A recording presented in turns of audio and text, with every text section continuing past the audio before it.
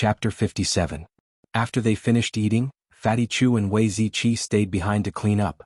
Just as they finished washing the dishes, Sima Yue received news from Little Roar that He Qiuji had left the house. It was almost midnight. For He Qiuji to leave the house at this time, it was obvious what she was going to do. "I'm going out," Sima Yue said to Fatty Chu and the rest. "Did He Qiuji leave the house?" Fatty Chu asked. Sima Yue nodded. "Then let's go," Wei Ziqi said as he took off the aprons that Sima Yue had prepared for them. It was their first time wearing this and the two boys were not used to it. However, they did not want to dirty their clothes. Since they were in their own courtyard, it did not matter. Sima Yue did not say anything and brought the two of them out. Following Little Roar's instructions, the three of them groped their way to the Academy's lake. "Yue, how did you know they were here?" Fatty Chu asked when he saw Sima Yue running towards them. Sima Yue did not reply and Little Roar flew over. Seeing Little Roar, the two of them understood that Sima Yue had sent Little Roar out to spy on He Qiuji. "Yu, only that bad woman has come out. No one else has come yet," Little Roar reported. Hearing Little Roar speak, the other two stared with their eyes wide open. They had always thought that Little Roar was Sima Yue's pet. Now that they thought about it, it was at least a holy beast. Sima Yue hugged Little Roar and said to Fatty Chu and Wei Ziqi, "Let's find a place to hide first. The person behind He Qiuji might be here soon." Okay. The three of them saw a fake mountain not far from the pavilion by the lake. They slowly crept behind the fake mountain and waited with He Qiuji in the pavilion. He Qiuji kept looking out of the pavilion and anxiously paced back and forth. After a while, a figure slowly walked over. "Miss Nalan, you finally came." He Qiuji saw the person coming and greeted her. Nalan Lan glanced at the anxious He Qiuji and walked straight to the pavilion to sit down. Then she asked, "Tell me, why did you call me out so late?" Sima Yue never thought that the person behind He Qiuji was actually Nalan Lan, the woman who watched the original Sima Yue get beaten to death with Murongan. It was obvious that Nalan Lan's appearance had shocked Fatty Chu and Wei Ziqi. They had never thought that the person who wanted to harm Sima Yue would actually be Nalan Lan, who they had no relations with. "Miss Nalan, I called you out because I had no other choice," He Qiuji said as she knelt down. She looked at Nalan Lan and said, "Miss Nalan, save me." He Qiuji's words pulled the thoughts of the three people behind the fake mountain back to reality. Sima Yue took out the sound stone and poured her spiritual energy into it. When the purple veins on the sound stone felt the spiritual energy, it was as if they were alive. They started to move around the stone, scaring Sima Yue so much that she almost threw it away. Fatty Chu and Wei Ziqi then realized that Sima Yue had used her spatial ring.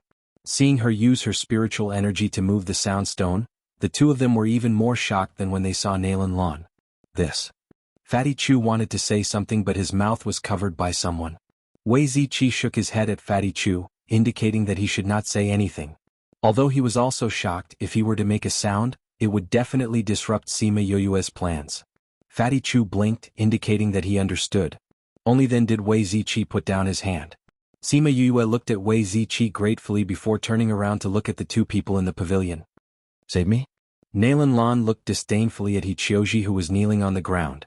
This kind of person did not have any value in her eyes. However, because she had helped her to get rid of Sima Yue, she had reluctantly allowed her to follow her. "Tell me, who did you offend this time?" "It's Sima Yue. She's back," He Qiuji said. "Sima Yue?" Hearing Sima Yue's name, Nalan Lan was shocked and said, "You're saying that she's back?" "Yes, I saw her in the school building today. She's alive and well, not dead at all." He Qiuji thought of the way Sima Yue looked at her and shivered. "How can that be? Are you sure it's her?" Seeing that He Qiuji did not seem to be lying, she was extremely shocked. "It's really her," He Qiuji said with certainty. "Miss Nalan, you said that entering the fourth teleportation array would mean certain death. That was why I believed you and pushed her in. However, she's back now and wants to take revenge on me. That look in her eyes makes people's hair stand. She said that she's going to take my life. Miss Nalan, you have to save me. You were the one who told me to do that." As she said that, she reached out to grab Nalan Lan's clothes, seeking a sense of security. Nalan Lan slapped He Qiuji's hand away and said, "What are you panicking for? Even if that trash is back, what can she do to us? She saw me push her into the fourth teleportation array. She'll definitely take revenge on me," He Qiuji said. "The school prohibits students from killing each other. Once discovered, you'll be expelled immediately." Nalan Lan was not flustered. As long as Sima Yue doesn't have any evidence, she can't say that we did it. As long as you don't accept when she challenges you, you won't be in danger. Furthermore, would that trash dare to find trouble with you in the school? Don't tell me that you can't even beat a trash? But I'm afraid that she'll use underhanded means. Hichioji said worriedly. Didn't I say that she won't dare to do anything in the school? Unless she wants to be expelled. Nalan Lan said disapprovingly. But what if it's outside the school? Hichioji asked. Outside? You just have to stay in the school. Nalan Lan said, you can just stay in the school for this period of time. Aren't you going to carry out the school's mission? Whether or not she can come back alive is still a question. In the future, don't look for me for this kind of thing. She's really a cowardly trash. I don't like people who follow me to be like this. Do you understand? Without waiting for Hichioji to reply, she stood up and left the pavilion. Hichioji watched as Nalan Lan left. Seeing that she had walked far away, she spat out, "What are you being so arrogant for? Isn't it because you have a family? If not for the Nalan family, you'd be the same as everyone else. If you don't protect me, I'll just expose you when the time comes and we'll all die together." After Hichioji left, Sima Yue stopped inserting spiritual energy into the sound stone. Turning around, she looked at Wei Ziqi and Nalan Lan and said, "With this thing, let's see how they'll quibble when the time comes. I know that you guys have doubts in your hearts. Let's go back and talk about it." Chapter 58. She took out the sound stone and inserted some spirit energy into it before placing it on the table. The purple veins on the sound stone flowed, and very quickly, Hichioji and Nalan Lan's conversation by the lake could be heard. Once the conversation ended, the sound stone dimmed again. This is indeed very mysterious. Sima Yue's eyes lit up when she heard it. She never thought that this stone would be so powerful. However, she had another question in her heart. This sound stone was so rare that even Shen Yuan Pavilion did not have it. How did Bei Gongtang have it? Yue, shouldn't you answer our question now? Fatty Chu's voice pulled Sima Yue back from her thoughts. She looked at them suspiciously and asked, "What question? Is it the matter of you being able to cultivate?" Fatty Chu glanced at the interspatial ring on her hand. That ring was really unremarkable. If they did not know that it was an interspatial ring, most people would not think that it was an interspatial ring. You can use the interspatial ring and insert spirit energy into the sound stone. This means that you are now a spirit master. That's right, I am now a spirit master, Sima Yue admitted. But weren't you unable to cultivate? Wei Ziqi and the others might not know, but Fatty Chu was a native of the capital and knew Sima Yue's background. Yeah, I was unable to cultivate in the past. Sima Yue said, but when I went missing this time, I had a fortuitous encounter and my blocked meridians were opened. Thus, I was able to cultivate. Really? Fatty Chu's eyes widened. He never thought that her disappearance would actually turn misfortune into fortune. Not only did she come back alive, she could even cultivate. Sima Yue nodded her head and said, but it's hard for me to say the specifics. In any case, this is the result. Currently, other than my family, only the two of you know about this. You have to help me keep this a secret. What? Fatty Chu did not understand. It's a good thing that you can cultivate. Why don't you let others know? If those people knew that you could cultivate, they wouldn't call you trash anymore. I don't care what others say. Sima Yue said, but if others know that I can cultivate, I'm afraid there will be some unnecessary trouble. Fatty Chu knew that Sima Yue was talking about the Nalan family. The last time he returned home, he had heard that the conflict between the general's residence and the Nalan family had become even more intense. Because they knew that Sima Yue was a trash, they hadn't targeted her yet. If they knew that she had the ability to cultivate, they would probably make a move on her. Alright, we definitely won't tell anyone about this. Fatty Chu nodded his head seriously. Wei Ziqi also nodded in agreement. Sima Yue smiled and said, thank you both. What are you thanking me for? Wei Ziqi said, we are friends, so of course I have to keep your secret. Originally, I didn't want you to go on this mission because it's a little dangerous. Although you can cultivate now, your level shouldn't be high. If you go, you might be in danger. However, for cultivators, this was a rare opportunity to practice. So you should consider whether you want to go or not. When Sima Yue heard Wei Ziqi say that her level wasn't high, she only smiled and didn't refute. His words didn't have any intention of mocking her. Normal people wouldn't think that she could cultivate to such a high level in such a short period of time. Furthermore, he was also thinking for her sake. Since it's a team mission, I naturally have to go. Sima Yue said, but don't worry, I won't drag you guys down. We aren't afraid that you'll drag us down, but this mission is dangerous. If we can't take care of you when there's danger, then you might lose your life. Fatty Chu said. I understand. Sima Yue said, I really cherish my life. Don't worry. Since you've decided, that's good. Wei Ziqi didn't say anything else. He looked at Sima Yue and said, then when do you plan to reveal the true faces of these two people? Sima Yue looked at the sound stone on the table and smiled evilly, saying, for this matter, the sooner the better. Otherwise, my eyes will hurt when I look at them. That Nalan clan is indeed rather arrogant in the academy. If you were to cause their clan's genius to be chased out of the academy, they would definitely explode in anger. Fatty Chu beamed as he said, explode in anger? Sima Yue smiled. It would be good if they exploded in anger. The next day, Sima Yue went to class as usual. On the way, when people saw her, they all stared with wide eyes. Didn't that trash die? Why did he come back? That's right. Didn't they say that no one who entered the fourth teleportation array came back alive? That's what I heard. Then why did that trash come back? Furthermore, looking at his appearance, nothing happened to him. Don't tell me that the teleportation array didn't have any killing power towards trash. Damn, if that's the case, then isn't that trash's luck too good? Even though he was trash, he still managed to save his life. Lower your voice. If he hears you, he'll get the general's people to deal with you. Che, isn't he just relying on the general's support? Alright, let's go. Just looking at this trash makes me feel bad. The few of them left as they spoke. Sima Yue walked in front of them and heard their words clearly. These people were just jealous because they didn't have a good family background. They felt that it was unfair for trash like her to live in such an environment. When the new students of Class A saw Sima Yue walk into the classroom, they weren't as surprised as the others. After all, many people had seen her yesterday. Sima Yue saw He Qiuji the moment she entered the classroom. Seeing that she was also looking over, He Qiuji gave her a meaningful smile. She was so scared that she immediately lowered her head. She sat in the last row with Bei Gongtang. Her seat was still clean and there wasn't even a speck of dust. I don't like dirty seats next to me. Bei Gongtang explained simply, then took out her textbook and started reading. Thank you. No matter what, the other party had helped her clean her desk. She still had to thank them. You guys went out last night. Have you settled everything? Bei Gongtang's gaze was still on her book. However, thinking about how Sima Yue had looked at He Qiuji just now, she knew that there would be a good show coming up. She didn't know why, but when she saw Sima Yue, she always felt a sense of familiarity. She would also subconsciously pay attention to her matters. This was something that had never happened in her previous life. In the past, she only wanted to become stronger and return to that place to take revenge on those people. Now that she was actually concerned about other people's matters, she felt that it was strange. Chapter 59.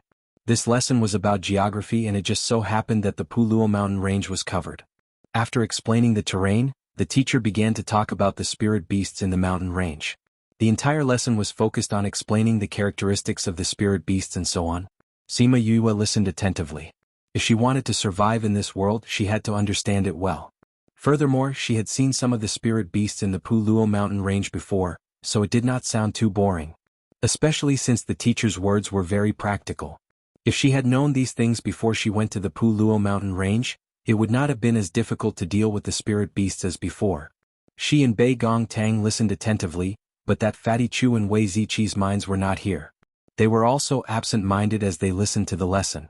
With great difficulty, they managed to endure until the end of the lesson. The moment the teacher left, the two of them glanced at Sima Yue and immediately ran out.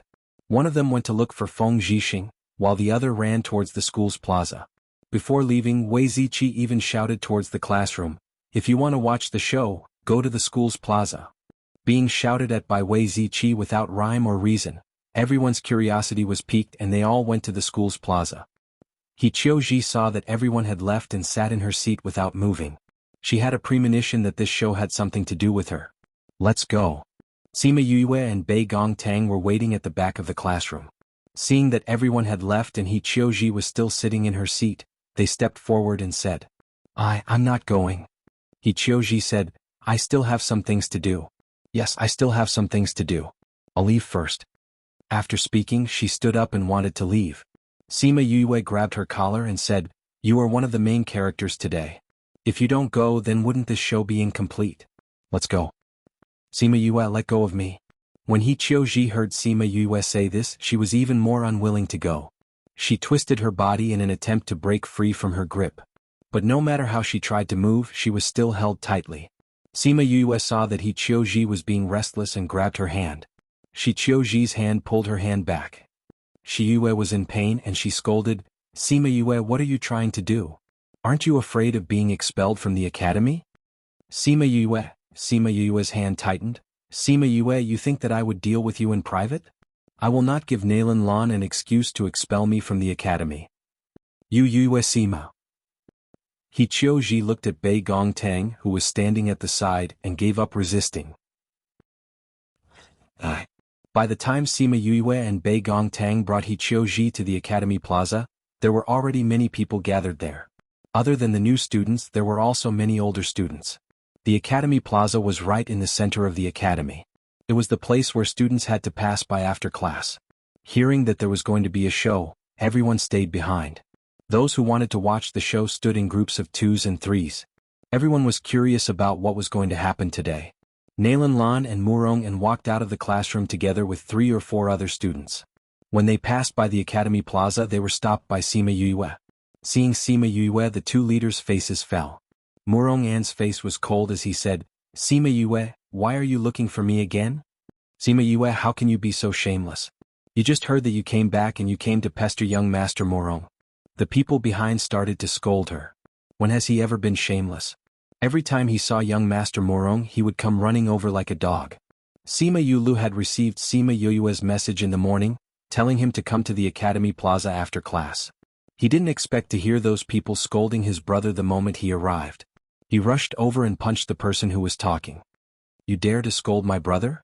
You're looking for death." That person was beaten to the ground. "Sima Yulu, do you want to fight?" Those people quickly helped their friend up. "So what if I want to fight?" Sima Yulu looked at the people who were glaring at him. He stood in front of Sima Yue and raised his chin, looking like he was going to beat them up. Sima Yue pulled on Sima Yuli's arm, saying, "Fourth brother, why are you wasting your breath on these trash? Aren't you lowering your own status for nothing?" "Sima Yue, what did you say?" Someone shouted. "Fourth brother, look, they don't even understand human language. There's no point in arguing with them." Sima Yue shrugged her shoulders, then looked at Murongen and said, "Murongen, you're even more disgusting than them. Narcissistic dogs are the most annoying." The commotion had already attracted many people over. When they heard Sima Yue's words, everyone sighed. Since when did Sima Yue speak to Murongen like that? "What did you say?" He was called a dog in front of so many people, and the other party was a waste. His anger flared up. "It's the truth." Sima Yue said, "I didn't come here to look for you. The moment you opened your mouth, you asked me why I came here.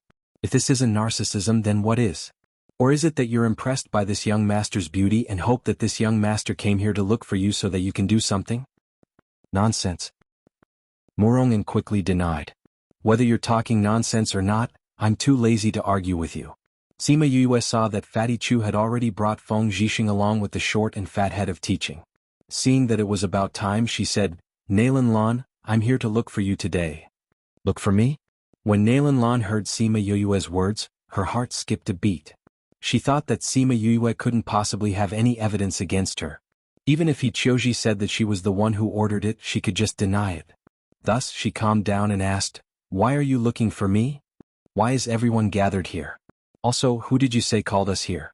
The head of teaching looked at the crowd and asked with a frown. "Head of teaching, I was the one who asked someone to invite you here." Sima Yue took 2 steps forward and said, "I have something that I want the academy to decide for me." Seeing Sima Yue, the head of teaching's eyes flashed with disdain and disgust. However, he still asked, "What's the matter?" "The last time when I was choosing the spirit beast eggs, I was framed by someone and was pushed into the 4th teleportation array. This is something that everyone knows. Now that I've found the person who framed me, I wanted to take revenge on them directly. However, I thought of the Academy's rule that no one is allowed to harm other students, so I specially asked the Academy to decide for me." "Who was it?" The head of teaching had yet to speak when Feng Zhixing asked first. He had always been suspicious. Out of so many people, why was she the only one who was pushed into the 4th teleportation array? So it was someone who framed her. Thinking about how she almost didn't make it back, his cold eyes flashed with coldness. Sima Yue glared fiercely at the people around him. Since she was here to say it, the person who framed her must be here. Thinking that someone actually dared to frame Sima Yue, his face was filled with uncontrollable rage. Chapter 60. Fourth brother, don't be agitated. I believe that the academy will uphold justice. Sima Yu patted Sima Yuli's shoulder, then looked at He Qiuji who was trembling with fear. She then looked at Nalan Lan who had a confident expression on her face and said, Nalan Lan, why did you want to harm me? Sima Yue's words caused an uproar in the quiet square. Everyone looked at Nalan Lan in disbelief. She was the one who caused Sima Yue's death. Sima Yue, don't talk nonsense. When did I harm you? Nalan Lan immediately denied. You went missing when the freshmen were choosing the beast eggs. I'm a senior, how could I harm you? I didn't go to the cave with you. The head of teaching nodded and said, what Nalan Lan said is right. She's not a new student, how could she possibly harm you? Sima Yue saw that the dean was going to side with Nalan Lan. She didn't go, but she got someone else to do it. Right, He Qiuji? You wouldn't push me to the fourth teleportation array for no reason, right? When He Qiuji was called out, her body trembled subconsciously. She raised her head and saw that everyone was looking at her. She stuttered and couldn't speak. Nalan Lan looked at He Qiuji and said to the head of teaching, Sir, I really didn't want to hurt Sima Yue. If she tells He Qiuji to say that I ordered her to do it, I won't be able to defend myself. He Qiuji did not expect Nalan Lan to say this. She looked at her in shock, anger and helplessness flashed across her eyes as she said, Miss Nalan, you were the one who told me that entering the fourth teleportation formation would lead to certain death. You told me to push Sima Yue in while we were choosing the beast eggs. Don't try to push all the blame onto me now. Nalan Lan had an expression that said, You see, I knew she would say that. I think it's Sima Yue who told her to say that, right? You know very well whether it's true or not, don't you? Sima Yue smirked. She looked at Nalan Lan as if she was a clown. Know what? Sima Yue, I know that our families don't have a good relationship, but you can't slander me like this. Sima Yue, what do you want to do? Murongan looked at Sima Yue with disgust. He felt that she was doing this to attract his attention, and he found her to be an eyesore. Do I need you to ask me what I want to do? Sima Yue glanced disdainfully at Murongan. She could tell that he was being narcissistic. Feng Zhixing regained his calm and said, You said that it was He Qiuji who pushed you into the teleportation array, and that she was instructed by Nalan Lan? Sima nodded. Feng Zhixing looked at He Qiuji and asked with a cold face, He Qiuji, do you plead guilty? He Qiuji looked at Feng Zhixing and knelt down. Teacher Feng, I didn't want to harm Sima Yue. It was Nalan Lan who told me to do it. If she didn't tell me, how would a new student like me know that there was a problem with the fourth teleportation array? Nalan Lan wasn't the only one who knew that there was a problem with the teleportation array. What proof do you have that she told you to do it? Do you have any proof? The head of teaching said, If not, I can say that someone else told you and you wanted to protect the person behind you. My words are the proof. It was really Nalan Lan who told me to do it. He Qiuji didn't expect that the head of teaching wouldn't believe her words. Sima Yue wasn't surprised by the current situation. After all, the head of teaching's surname was Nalan. He was a member of the Nalan family. Naturally, he would speak up for Nalan Lan. Your words naturally can't be used as proof. The head of teaching said, If you don't have any other proof, I will have to make a decision on this matter. He Qiuji glared at Nalan Lan unwillingly. At that time she had never thought that Sima Yue would come back alive. Furthermore, the two of them would always meet alone. It was a verbal agreement, so there was naturally no other evidence. Now, this head of teaching announces that He Qiuji framed Sima Yue and violated the school's rule of not harming students. He Qiuji will be expelled from the school and will no longer be protected by the school. She can't say that she is a student of the school. The head of teaching said, No, don't expel me. He Qiuji heard that the head of teaching had expelled her just like that and cried, It was really Nalan Lan who told me to do it. She is the mastermind. Nonsense. You are no longer a student of the school. If you dare to randomly accuse a student of the school will not let you off easily. The head of teaching roared. Then he turned around to look at Sima Yue and asked, What do you think of this decision? Sima Yue was waiting for the head of teaching to punish He Qiuji and said, I am very satisfied with the punishment for this accomplice. However, I hope that the head of teaching can deal with the culprit fairly. When the head of teaching heard Sima Yue's words, he raised his eyebrows and said, What do you mean? I mean it literally. Sima Yue said, Just now when you said that you had evidence, you only asked Hichioji. You didn't ask me. You said that you have evidence? Feng Zhixing looked at Sima Yue and asked. Yes, Ziqi. Sima Yue looked at Wei Ziqi and said. Yes. Wei Ziqi took out a sound stone and handed it over to Sima Yue. Sima Yue took the sound stone and turned around to give it to Feng Zhixing, saying, "Everything is here." Feng Zhixing did not think that Sima Yue would actually have a sound stone. He naturally knew how to use it. Holding the sound stone, he inserted a bit of spiritual energy into it and the veined patterns on the sound stone began to move. Head of teaching, you must listen carefully. Sima Yue said with a smile. Help? Say it. Who did you offend this time? Nalan Lan's voice sounded from the sound stone. It's Sima Yue. She's back. Ichioji said. Sima Yue? You said that she's back? Yes, I saw her in the school building today. She's alive and well. She's not dead at all. How can that be? Are you sure it's her? The voice from the sound stone caused Hichioji and Nalan Lan to be stunned. This was clearly the conversation between the two of them at the pavilion by the lake last night. It's really her. Miss Nalan, you said that if one entered the fourth teleportation circle, they would definitely die. That was why I believed you and pushed her in. But now that she's back, she wants to take revenge on me. That look in her eyes makes people's hair stand. She said that she's going to take my life. Miss Nalan, you have to save me. You were the one who told me to do this. What are you panicking for? Even if that trash is back, what can she do to us? She saw me push her into the fourth teleportation circle. She will definitely take revenge on me. The school prohibits students from killing each other. Once it's discovered that someone harms another person, they will immediately be expelled from the school. As long as Sima Yue doesn't have evidence, she can't say that we did it. As long as you don't accept when she challenges you, you won't be in danger. Also, would that trash dare to cause trouble for you in the school? You can't even beat a trash, right? Hearing this, the surrounding students looked at Nalan Lan in shock. She really was the one who ordered Hichioji to do this. Chapter 61. Nalan, it's really you? When Murong heard the conversation from the sound stone, he looked at Nalan Lan in disbelief. Nalan Lan didn't expect Sima Yue to have such a thing. She didn't have any evidence, but now the evidence was conclusive. She couldn't defend herself. Director, you heard the conversation. Ichioji is just an executor. The mastermind is Nalan Lan. She wants to kill me. Sima Yue said. The head of teaching's face was extremely dark. He didn't expect Sima Yue to have such a trick up her sleeves. She directly targeted Nalan Lan. If it was an ordinary person, then he would just expel them. However, Nalan Lan was a genius of the Nalan clan. If she was expelled by the academy, then the clan would definitely not let him off easily. Even if he was the dean of the academy, he was still bound by the clan's restrictions. Dean, you've seen the evidence.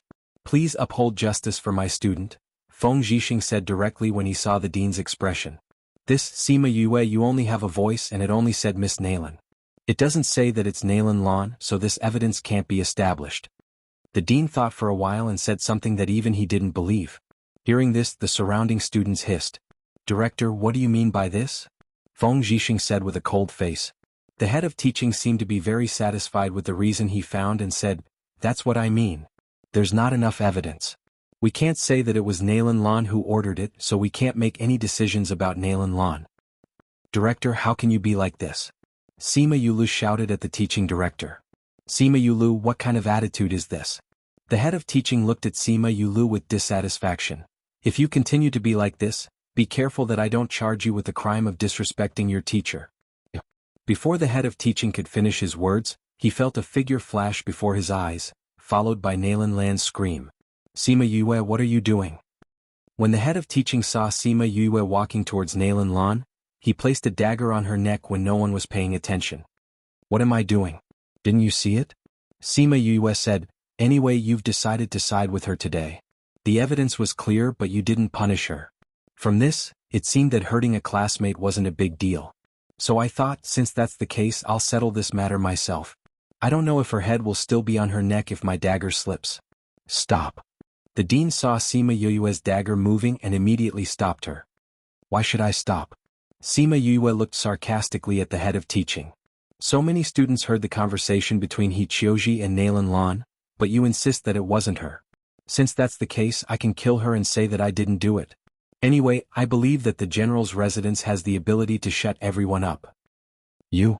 When the head of teaching saw Sima Yoyue's dagger drawing a line of blood on Nalan Lan's neck, he wanted to go forward and separate them, but he was stopped by Feng Zhixing. The two exchanged 2 blows and then separated. The head of teaching looked at Feng Zhixing and shouted, "Teacher Feng, what are you doing? You're stopping me. Are you trying to let Sima Yue kill Nalan Lan?" Feng Zhixing stood in front of Sima Yue and looked at the head of teaching. He said, "I think Yue is right. Since you're not willing to uphold justice for my student, then let her settle it herself. When she's done, I'll punish her." When Sima Yue heard Feng Zhixing's words, she almost laughed out loud. What did he mean by, "When she's done, I'll punish her"? When Nalan Lan died, he would at most expel her from the school. At that time, their Nalan family would lose a genius, and she would at most be expelled from the school. Moreover, she was certain that the head of teaching wouldn't dare to let her really hurt Nalan Lan, or else he wouldn't be able to answer to the Nalan family. "Teacher Feng, I want to punish you," the head of teaching said, "but if you step aside now, I won't pursue the matter." The head of teaching didn't know Feng Zhixing's strength, he only knew that he was someone the principal valued, so he didn't want to have a direct confrontation with him. From his point of view, Feng Zhixing was offending his superiors and obstructing him from enforcing the law. Giving him a chance was already not letting him down. However, Feng Zhixing didn't intend to accept his kindness. "Since you can't uphold justice, then I naturally can't believe what you're saying now," Feng Zhixing said seriously, "so today I won't let you hurt my student. If you want to punish me, then punish me." "Sima Yue, do you know what kind of ending you'll face if you dare to hurt Nalan Lan?" The head of teaching saw that Feng Zhixing didn't move, and Sima Yue's dagger could take Nalan Lan's life at any time, so he turned around and said to Sima Yue, "Isn't it just being expelled?" Sima Yue smiled evilly, "But before I'm expelled, I'll have a good time first." After saying that, she waved the dagger and prepared to cut Nalan Lan's neck. "Stop." The surrounding people were shocked by Sima Yue's actions, and the head of teaching even shouted. Just as Sima Yue's dagger was a centimeter away from Nalan Lan's neck, a terrifying pressure came from the school building.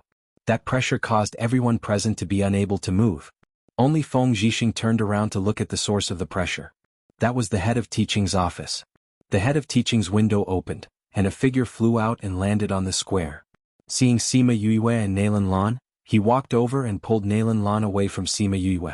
After that, that terrifying pressure dissipated. "Everyone else, disperse. The few of you come to my office." The old head of teaching looked at Sima Yue and the others and left with his hands clasped behind his back. Since the head of teaching had spoken, the others did not dare to say anything and dispersed. Sima Yue, Feng Zhixing, Sima Yulu, the head of teaching, Nalan Lan, He Qiuji and the others followed the head of teaching to his office. Nalan Lan covered her neck and glared fiercely at Sima Yue. It was too sudden just now and she did not notice how Sima Yue got close to her. However, she really felt a strong murderous intent just now. She knew that if the head of teaching did not come out, Sima Yue would really kill her. Sima Yue glanced at Nalan Lan and used her hand to make a throat-slitting action. Seeing her shrink back subconsciously, she smiled happily. After that, she looked at Feng Zhixing who was walking in front. She had just noticed that under the head of teaching's pressure, he was still able to move freely. This proved that his strength was above the head of teaching. It was said that the head of teaching was the most powerful person in Dongqin Kingdom. He was even more powerful than Sima Lai. Feng Zhixing did not look old. Was he really stronger than the head of teaching? What was this kind of person trying to do by hiding in the school? Chapter 62. Crazy Wife, Miracle Doctor 5th Miss Crazy Wife, Miracle Doctor 5th Miss Crazy Wife, Miracle Doctor 5th Miss 62 Readable Chinese Network. The newest version of Readable Chinese Network. Welcome to Readable Chinese Network. Crazy Wife, the Godly Doctor's 5th young miss has no pop-up window to read. Fan Bonewood's new book Crazy Wife, the Godly Doctor's 5th young miss latest chapter is updated the fastest here.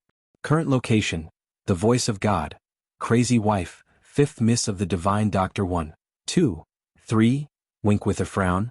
When they arrived at the principal's office, everyone consciously split into 2 groups. Nalan Lan stood behind the head of teaching.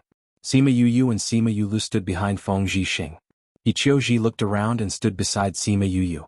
The principal sat in his seat and looked at the teaching director, saying, "How do you manage the academy's affairs? You almost killed someone." "Principal, it was Sima Yue who wanted to kill Nalan Lan. I wanted to stop her, but I was stopped by Teacher Feng." You should ask Teacher Feng why he stopped me. The head of teaching pushed all the blame onto Sima Yue and Feng Zhixing. The principal looked at Feng Zhixing with a cold face. It was obvious that he was very angry. Sima Yue heard that he was very scary when he was angry. She couldn't help but worry about Feng Zhixing. She was afraid that the principal would find trouble with him. However, the principal suddenly shouted at the dean, "Do you think you have the final say in this school? Although I don't really manage the school's affairs, I'm not blind. I can clearly see what's happening in the square. Now you're trying to push the blame onto someone else? I think you're a director for nothing. Do you want to give up your position? I'll get someone to replace you right away." "No, Principal, The dean wanted to explain, but the principal glared at him. "Where's the sound stone?" the principal asked. Feng Zhixing stepped forward and placed the sound stone on the table. The principal picked up the sound stone and injected his spiritual energy into it.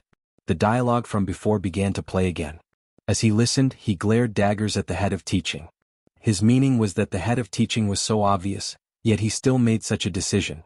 The head of teaching was so scared that he broke out in cold sweat. After listening to the recording, the principal looked at Nalan Lan and asked, "Do you have anything else to say?" Nalan Lan snorted coldly and turned her head to the side. "Since that's the case, let's dismiss him." The principal said, "He Chioji, the same goes for you.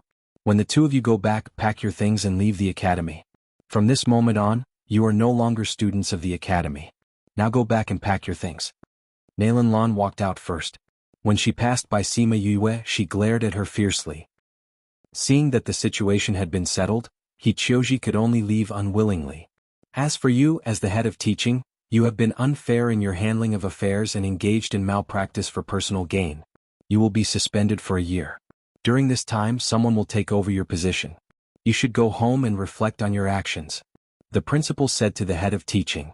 The dean wanted to defend himself, but when he saw the principal's stern gaze, he swallowed his words and turned to leave.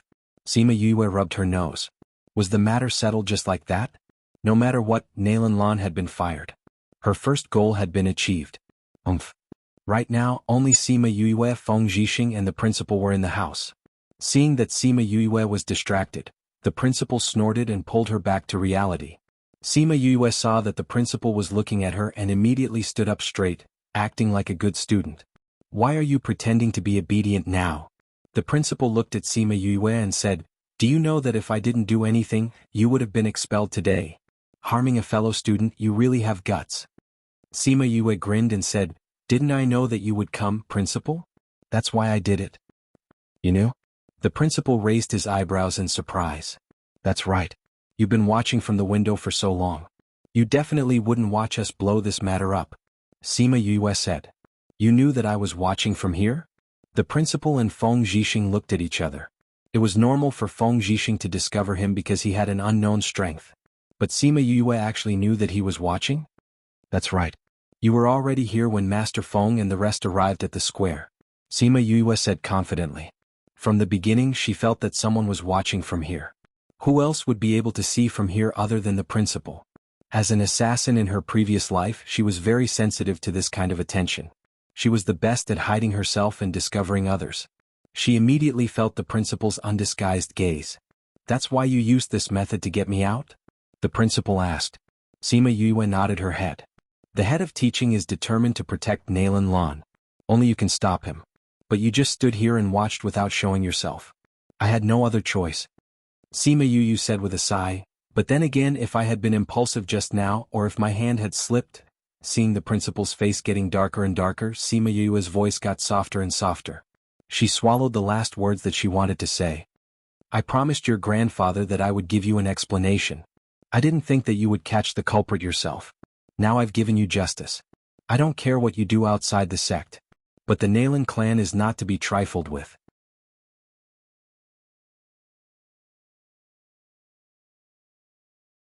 All the chapters were uploaded by netizens and reposted to Readable Chinese Network only to promote this book and let more readers enjoy it. Chapter 63. Fatty Chu and Wei Ziqi still wanted to persuade her, but seeing the determination in her eyes, they swallowed their words. "Then train well, we'll go together." Wei Ziqi patted Sima Yue's shoulder and walked out. "And don't worry, I'll take care of you," Fatty Chu said as he left. Sima Yue closed the door. Thinking about Fatty Chu saying that he would take care of her, she smiled. Even though she had been framed by the second-in-command of the organization in her previous life, she did not think that the whole world was a bad person. Subconsciously, she still believed in her own judgment. She could tell that Fatty Chu and Wei Ziqi truly treated her as a friend. However, what she didn't know was that because she had formed a contract with the spirit orb, her body unconsciously exuded a kind of aura, causing people who had similar souls to her to unconsciously approach her. When Sima Yulu returned to the general's residence, he told Sima Lai everything that had happened in the academy. When Sima Lai heard that the Nalan clansman had done something to Sima Yuyu, he was so angry that he smashed his desk into pieces. He gritted his teeth and said, "The Nalan clansmen have been targeting our clan recently, and now they dare to do something to Yuyu. Looks like we haven't dealt them enough damage recently." That's right. Now that Nalan Lan has already been expelled from the sect, based on the way the Nalan clan does things, I'm afraid that they won't let Fifth Bro and our family off. Sima Yulu said. What's there to worry about? They won't let us off, but we don't want to let them off either. Sima Yuming's voice came from outside. Sima Yulu saw Sima Yuming walk in and asked, "Second brother, you're back?" I heard you talk about this the moment I came back. Sima Yuming said, that Nalan clan might cause trouble for Fifth Bro at any time. Grandfather, since we promised the other party to take good care of Fifth Brother, we can't let him fall into such danger now. Sima Lai nodded. Grandfather, second brother, what are you talking about? Sima Yulu heard their conversation and looked at them in surprise. It was only then that Sima Lai and Sima Yuming remembered that Sima Yulu was still around. They recalled that he had never known Sima Yuyu's identity, and never thought that he would forget about it in a moment of anger. Sima Yuming patted Sima Yuli's shoulder and said meaningfully, "Actually, Fifth Bro is not our biological brother." What did you say? Sima Yulu was shocked by this news and looked at Sima Yuming in disbelief. It's true. Sima Yuming said, that year when Fifth Bro came to our house, you were still very young, so it's normal that you don't remember. Fifth Bro is actually not our biological brother. Sima Yulu repeated this matter twice before raising his head to look at Sima Lai and asked, "Then who are Fifth Bro's parents?" We also don't know who her mother is. Her father had once been a benefactor to our Sima family. At that time, after handing her over to us, he disappeared. As for his identity, we also don't know. Sima Lai said. When the Sima family first came to this small place, they encountered danger. It was Sima Yuyua's father who happened to pass by and saved them. At that time, they said that they would repay him if they had the chance. Who would have thought that 10 years later he would find him and hand Sima Yuyue over to him? He even instructed him not to let anyone know that Sima Yuyue was a girl. At that time, the Sima family only had Sima Lai's bloodline left. In order to protect Sima Yuyue, he told everyone that it was his son who had brought her back. Actually, at that time, his son had already been missing for many years. It had to be said that Sima Yuyue's parents and his real parents had gone missing. Sima Yulu was too young at that time, so he didn't remember. However, Sima Yuqi, Sima Yuming and Sima Yuran all knew that Sima Yue was not their biological brother. However, they did not treat her as an outsider and continued to treat her as the youngest child of the Sima family and doted on her. Sima Yulu looked at his grandfather, then looked at his brother. Seeing that the two of them did not seem to be lying, he slowly digested this news. Grandfather, that person saved you and the Sima family's life. Today we cannot let anyone hurt Fifth Bro, Sima Yuming said resolutely. The Nalan family has always been looking for ways to weaken our family. Send the shadow guards to the surroundings of the sect. Once Yuyu leaves the sect, they will protect her secretly. You can't let the Nalan family hurt her.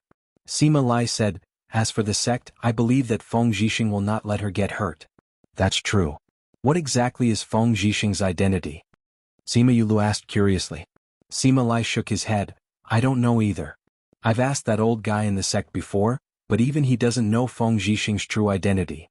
He only knows that he should be someone from somewhere else. Furthermore, he came for Yuyu. For Fifth Bro? Feng Zhixing said, Yuyu carries a life jade with her.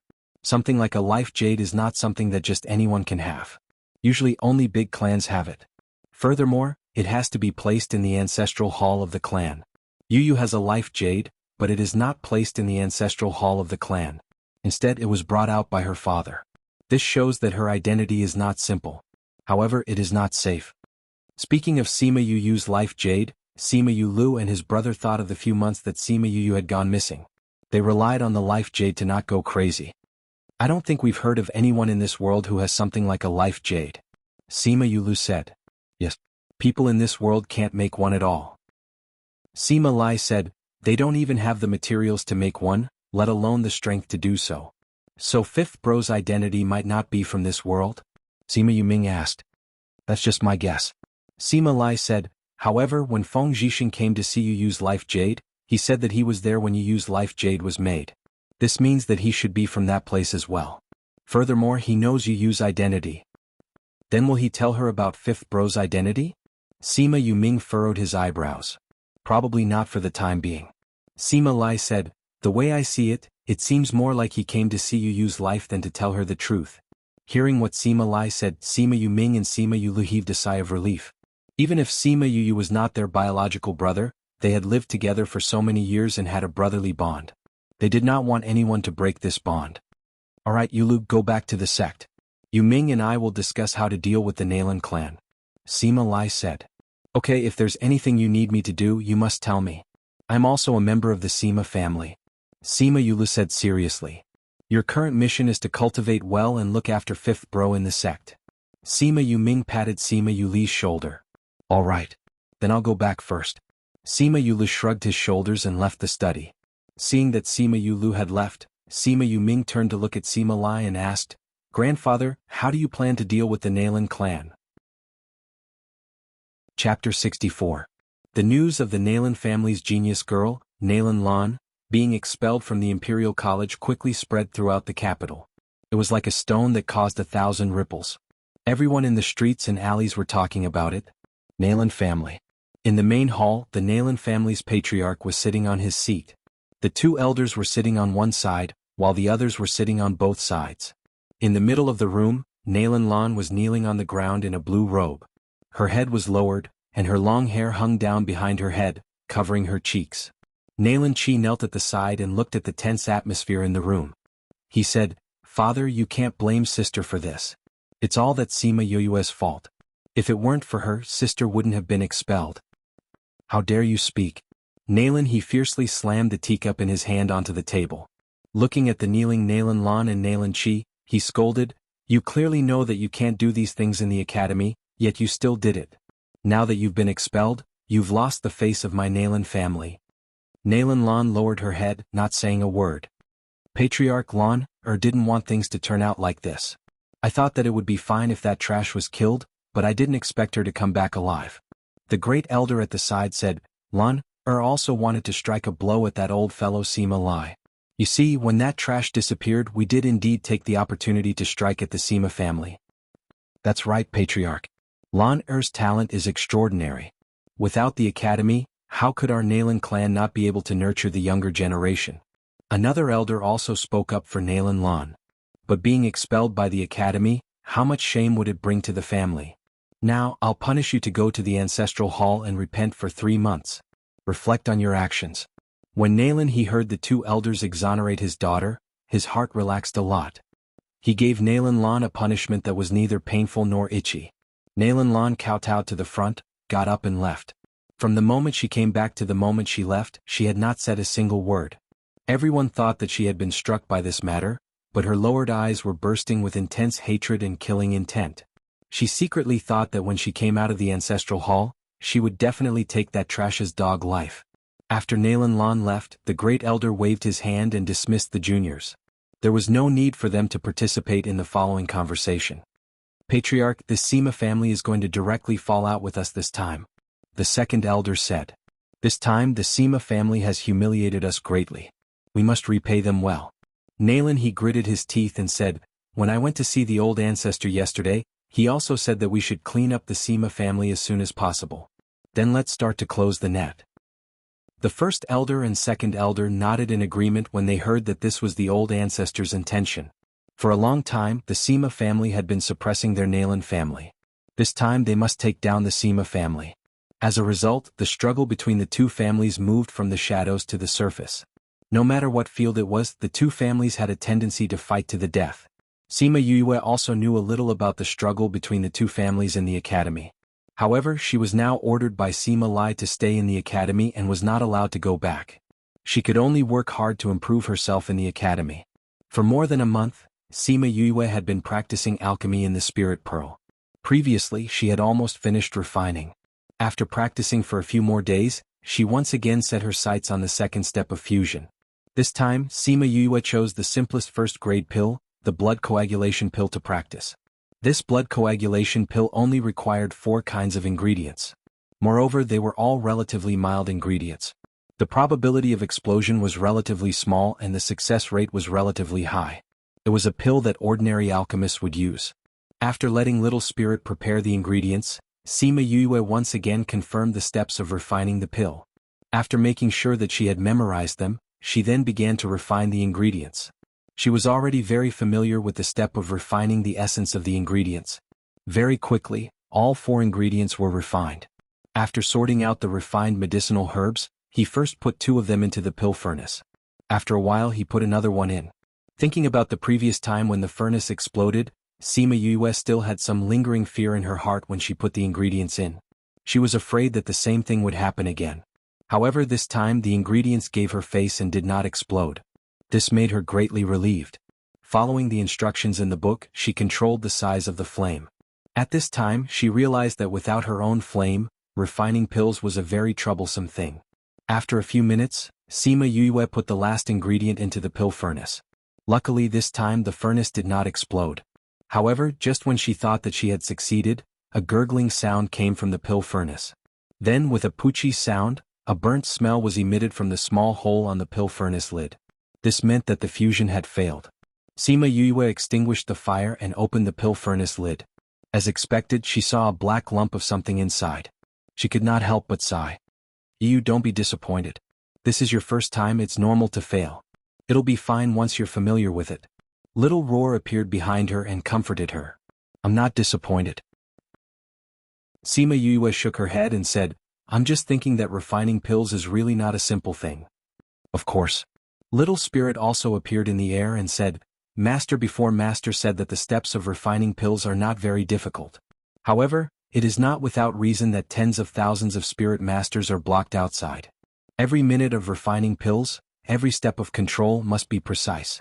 Moreover, the requirement for mental strength is 1 in 10,000. Looks like I still need a teacher to guide me.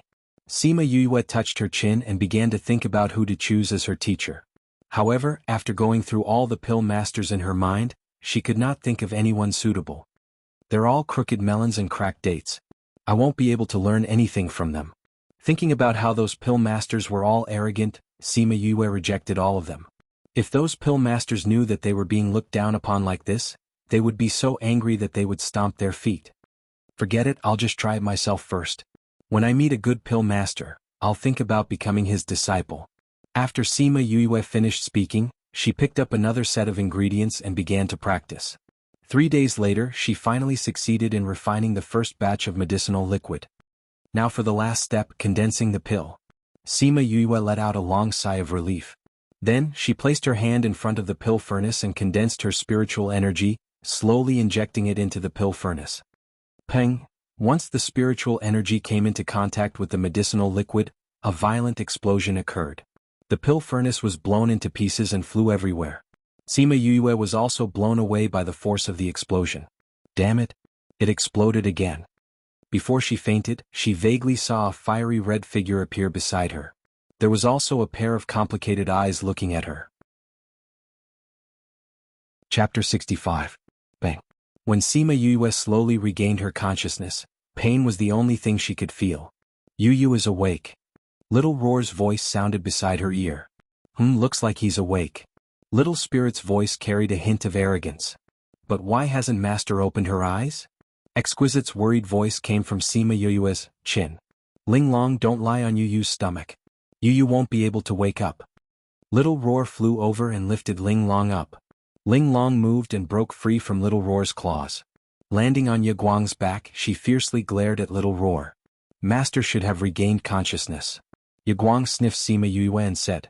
Exquisite looked at the transparent figure beside her and pouted. Hey, we'll just guard Master. What are you doing out here?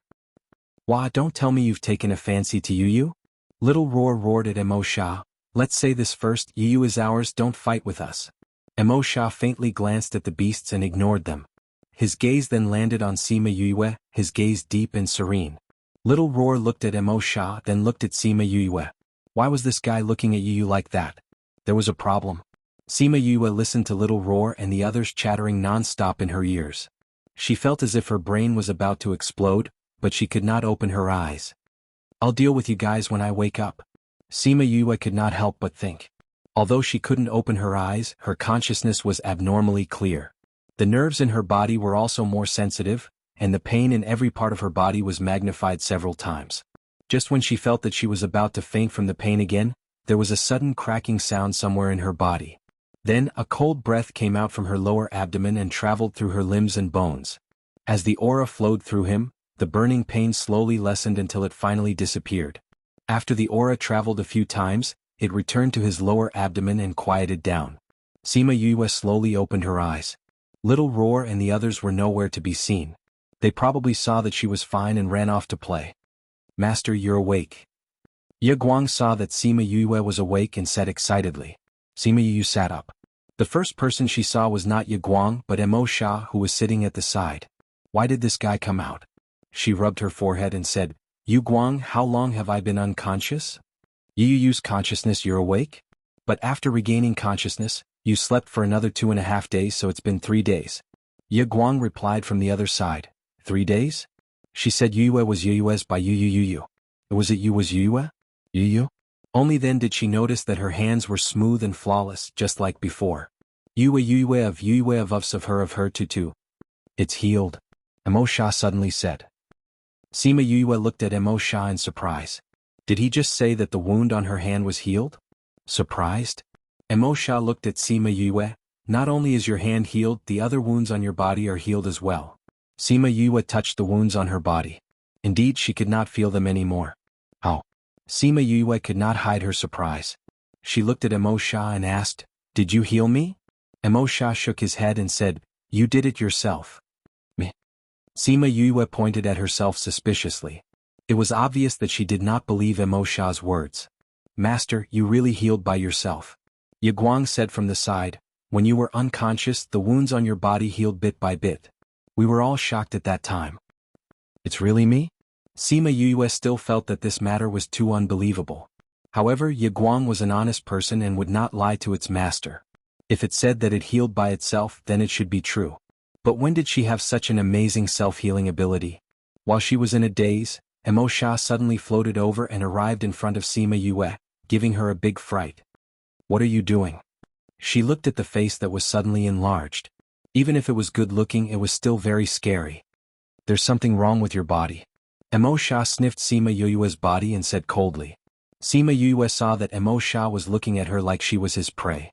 She subconsciously pushed him away, but her hand passed through his body. What's wrong with me? It's just that I have some amazing self-healing ability. You're the one with the problem. Emo Sha left Sima Yue and said, Your body has been sealed. Sealed? What seal? Sima Yue stood up and lowered her head to look at her body. She didn't find anything wrong with it. Have you seen anyone who was injured by an explosion and was able to recover in 2 days without taking any pills? Emo Sha said. I don't think so.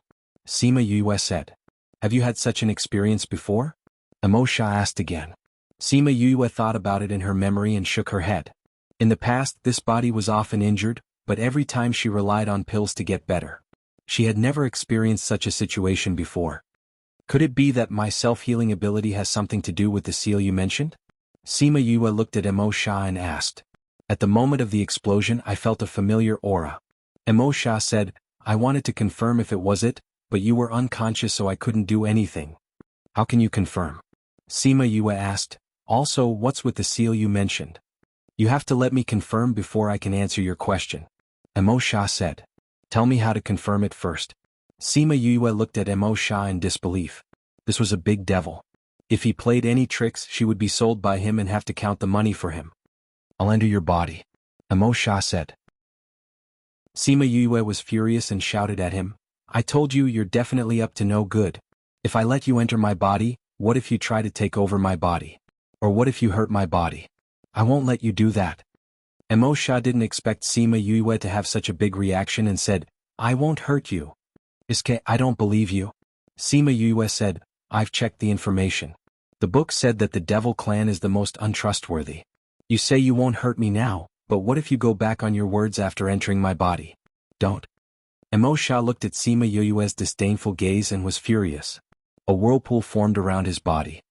What are you doing? You want to kill me? This is my territory. Sima Yoyue shouted at Emo Sha. Emo Sha's aura slowly weakened and returned to his original state.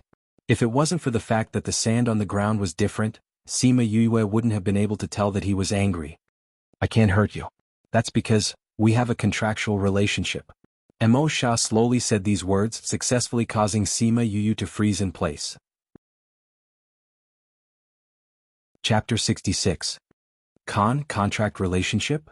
Emo Sha nodded, indicating that it was true. Then why don't I feel that there's a contract between us? Sima Yoyue asked curiously. Because I've blocked it. Emo Sha said. Sima Yoyue sized Emo Sha up and was secretly shocked. To be able to block the contract between them and make her feel nothing, even if she hadn't been in this world for long, she knew that it was almost impossible. But not only did he do it, but it was also under the condition of an incomplete soul. What a terrifying existence he was when he was alive. But the more powerful he is, the more things he'll know. Sima Yoyue guessed in her heart. If he has a contract with me, then wouldn't I have a very powerful guarantee? Who knows, I might even get more things from him. Emo Sha saw Sima Yoyue's eyes darting around and knew that she was up to something, but he was too lazy to care. He closed his eyes for a while, then opened them to look at her and said, all right. Sima Yoyue felt for a while and realized that she really had a connection with Emo Sha. When did we form a contract? She still felt that it was inconceivable. The other party was a demon and he was in a soul state. How did they form a contract? When you destroyed the Mei Soul formation, I don't know how you formed a contract with the Spirit Stone, but I, who was inside, was naturally contracted as well. Emo Sha thought of this and his face turned as black as a smelly drain. How is it? Can I go in to investigate now? I want to see what's going on with your seal. Speaking of the seal in her body, Sima Yoyue became serious. She didn't think that there would be such a strange thing in her body. She didn't know what was sealed, who sealed it, and why. Come. She nodded at Emo Sha, not knowing how he was going to enter her body. Just as she was about to ask, Emo Sha had already turned into a black light and entered between her eyebrows.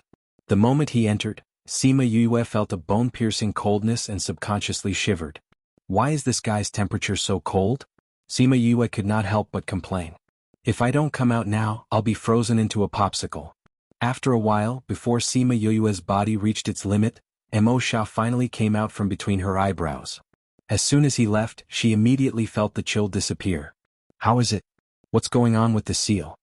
Sima Yoyue saw that Emo Sha was looking at her with a complicated gaze and asked aloud. Seeing that he did not speak, she said, could it be that there's a bomb sealed in my body? It's not a bomb, but it's pretty much the same. Emo Sha had followed Sima Yoyue for so long, so he knew what the bomb she was talking about was. It's really a bomb. Sima Yoyue's expression turned sad. I was just guessing. I didn't expect that I would be right. I said it's not a bomb. Emo Sha said. All right, no matter what it is, I have to know. Sima Yoyue pursed her lips and said, tell me what's sealed in my body? Light demon body.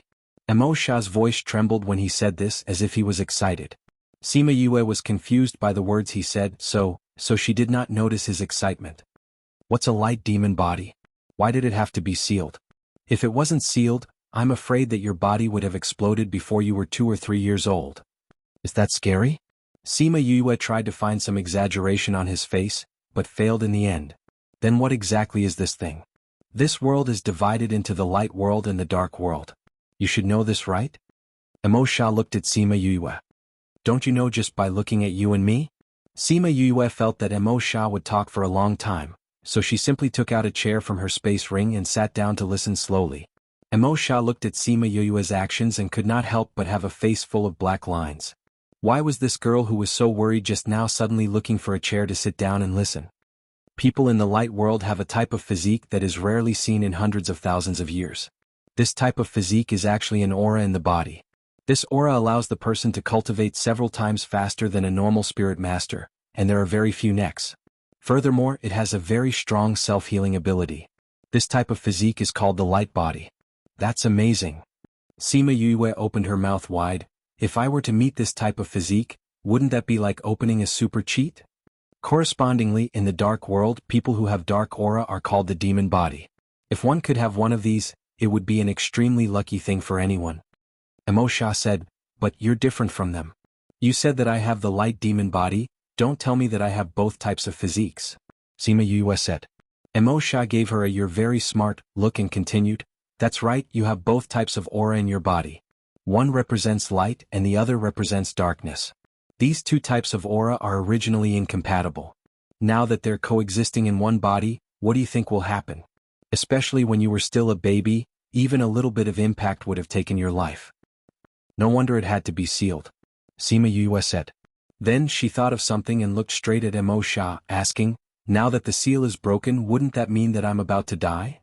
Not at the moment. Emosha said, but that doesn't mean that it won't happen in the future.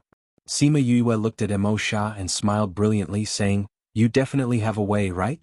Emosha raised his eyebrows, how so? Since there's a contract between us, then if I die, you won't be able to live either. But you don't look worried at all. Sima Yue said confidently, besides, you immediately recognize that I have the light devil body, so you must be someone with experience. Either you are, or you've come in contact with it. Emosha's gaze towards Sima Yue changed quite a bit. He didn't think that this guy had some brains. This young master knows that his charm is hard to resist, but you don't have to look at me like that. Sima Yue used her hand to flick her non-existent bangs, looking very flirtatious, causing Emosha to roll his eyes. You haven't told me what kind of demon you are. Sima Yue said.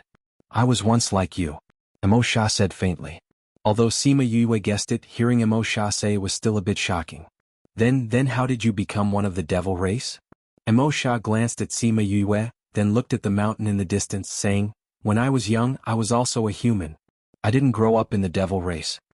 Sima Yue looked at Emosha, feeling that she was emitting a thick sadness. Chapter 67. Sima Yue was shocked by Emosha's words. If he wasn't a member of the demon race, how did he end up like this? Then how did you become a devil? Seeing Emosha's appearance, she couldn't suppress the curiosity in her heart. Emosha was only sad for a moment, but he quickly restrained his emotions and replied, my father is from the human race and my mother is from the devil race. Speaking of which, the blood of the devil race also flows in my body. That's why you have the light devil body. Sima Yue nodded. If his parents were both humans, then it was impossible for him to have the aura of darkness in his body. Thinking of this, her heart tightened. If that was the case, then one of her parents was also not a human. Your current situation is similar to mine in the past. Now that the seal has been broken, it is not much of a threat to you. In fact, it is a good thing. Emosha obviously didn't want to talk about himself anymore. He looked at Sima Yue and said, right now the two auras are still at a stage where you can control them so you won't explode and die. However, the light devil body's physique will allow you to cultivate a few times faster than normal people. Your talent has always been higher than ordinary people, and now it will be even more powerful. Really? Sima Yue's eyes lit up as she looked at Emosha. If he wasn't a spiritual body, she might have run over to hug him and give him a big kiss. Don't celebrate too early. Emosha looked at her and couldn't help but want to pour cold water on her. As your strength increases, the two auras of the light devil body will also strengthen. If you can't control it at that time, there will be a dangerous situation. Sima Yue wasn't that worried when she heard this. Anyway, you have a way, don't you? Since you were able to survive back then, I can too. These simple yet confident words caused Emosha's heart to tremble. Back then he was also young and frivolous, filled with confidence in himself. When he found out that he had the light devil body, he believed that he could survive. In the end, he really did survive. It was just that the process was somewhat painful. Oh yeah, what's the method you were talking about? Sima Yue raised her head and asked. There's no point in telling you now. Emosha said indifferently. Gee, you're pretending again. Sima Yue pursed her lips, but she did not continue asking. If this guy really did not want to talk about it, he would not open his mouth. Anyway, she now believed that he wouldn't harm her. Emosha pretended not to hear Sima Yue's words and asked, all right, we finished talking about your body. Let's talk about the next thing. Anything else? Alchemy, cauldron explosion. Emosha said indifferently. This. Sima Yue frowned. I don't know why either. The furnace keeps exploding when I'm refining pills. I'm just following the instructions in the book. I've seen you refine pills. Your technique is passable, but the problem lies in your control of temperature. Emo Sha said, every pill has a different temperature at every stage. The slightest deviation can lead to failure. You know how to refine pills? Sima Yue raised her eyebrows. From the way he spoke, she could tell that he was not an amateur. I will. Emo Sha admitted. What rank? You'll know in the future. Emo Sha replied. Anyways, it's enough to teach you. Chi. Sima Yue rolled her eyes at him. This guy really liked to pretend. If you don't tell me, how would I know if you really know how to refine pills? Emo Sha frowned and said unhappily, if you don't want to learn, then forget it. Hey, I didn't say that I don't want to learn. Sima Yue saw that Emo Sha seemed to be at the end of his patience. She giggled and said, if you don't want to tell me, then I won't. Anyways, we're in the same boat now. If I become stronger, I'll be able to help you find your other half. I won't have to worry about you cheating me. Emo Sha looked down, hiding the emotions in his eyes. He was willing to teach her alchemy because he had his own reasons. Alright, I'll tell you the basics of alchemy now. After listening to Emo Sha's explanation, Sima Yue had a better understanding of alchemy. It turned out that alchemy wasn't as easy as she thought. It looked like 3 simple steps, but there were thousands of ways to do it. If there was even the slightest mistake, she wouldn't be able to become an alchemist. No wonder there are so many spirit masters and so few alchemists. Sima Yue rubbed her chin. These are all based on one premise. Emo Sha said. What prerequisites? Sima Yue asked. Strong mental strength. After Emo Sha finished speaking, he glanced at Sima Yue. Her mental strength could be said to be the strongest among those of the same age that he had ever seen. If it was not for the fact that she had such a strong mental strength, he would not have thought of teaching her. Strong mental strength? Alchemy requires mental strength to control. Especially for higher-ranked pills, the process is more complicated and has a higher requirement for mental strength.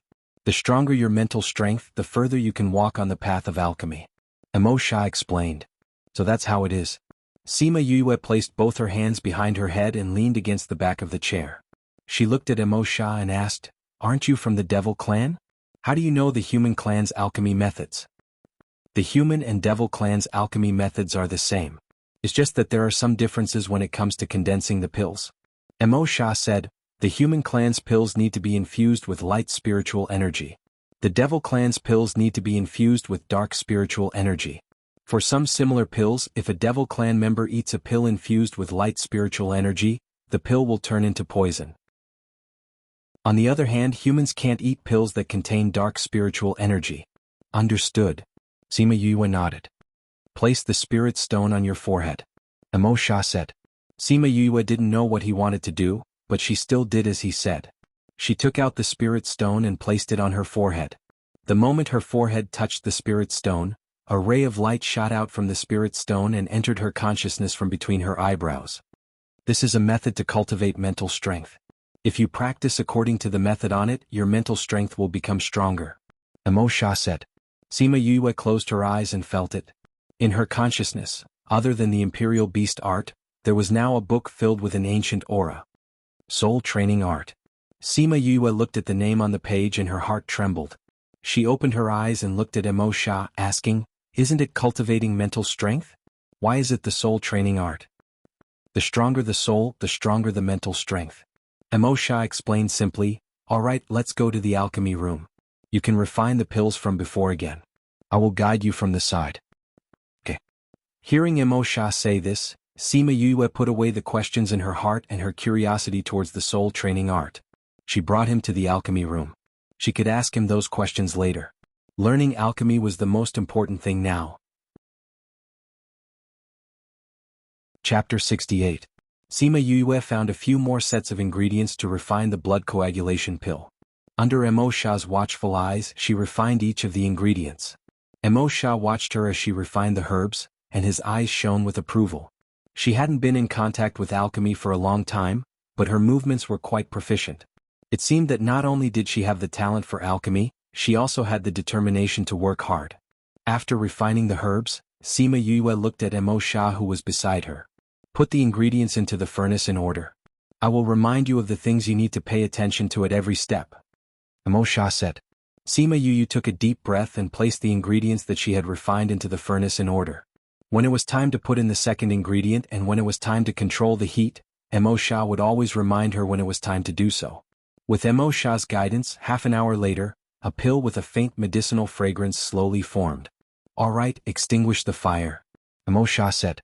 Sima Yue extinguished the fire under the pill furnace and sighed in her heart. If she had her own flame, it would not be so troublesome to extinguish it. She opened the pill furnace and took out the pill inside. Although the shape was a bit ugly, this was the first time she had successfully refined a pill. Just thinking about it made her excited. However, Mo Sha wasn't very satisfied with her results and said, "I'll refine it once. You watch carefully from the side." Oh, Sima Yue knew that Mo Sha was looking down on her results, but it didn't affect her mood. She took out a jade bottle and placed the pill inside. Then she stood to the side to see how Mo Sha would handle it. Seeing him standing motionless in front of the herbs, she rubbed her chin and thought to herself, "I wonder how this soul body can refine pills. I'll try my best to slow down. You have to watch carefully." After Mo Sha finished speaking with a thought, a black flame appeared in his hand. He casually flung it, and the flame ran to the bottom of the alchemy furnace. He waited for the alchemy furnace to heat up, and then he put the medicinal ingredients in to be refined one by one. Sima Yue felt a terrifying heat the moment the black flame appeared, but she quickly suppressed it. If it wasn't for her sensitive soul, she wouldn't have noticed it. She wanted to ask Mo Sha what kind of flame this was, but seeing that he was only refining pills, she swallowed her questions and seriously observed his movements. Although Mo Sha had slowed down his movements, he still used less than half of her time to refine the pill. He retracted the flame and asked Sima Yue to take out the pill. Sima Yuming hurried forward and couldn't wait to open the lid. The pill lying inside was perfectly round and had a medicinal fragrance. With one look, she could tell that it was many times better than the one she refined. It looked like it was at least a first-ranked high-rank pill. "Alright, you should first digest what I've told you and think about it yourself." Mo Sha returned to the spirit stone after he finished speaking. Sima Yue did not have the time to ask about his black flame. "You left so quickly." Sima Yue pursed her lips and decided to ask him next time. She sat down on the stool and closed her eyes. The process of Mo Sha refining pills just now appeared in front of her eyes. A day later, Little Spirit smelled a strong medicinal fragrance. His eyes lit up and he appeared in the pill refining room. "Master, you've refined it?"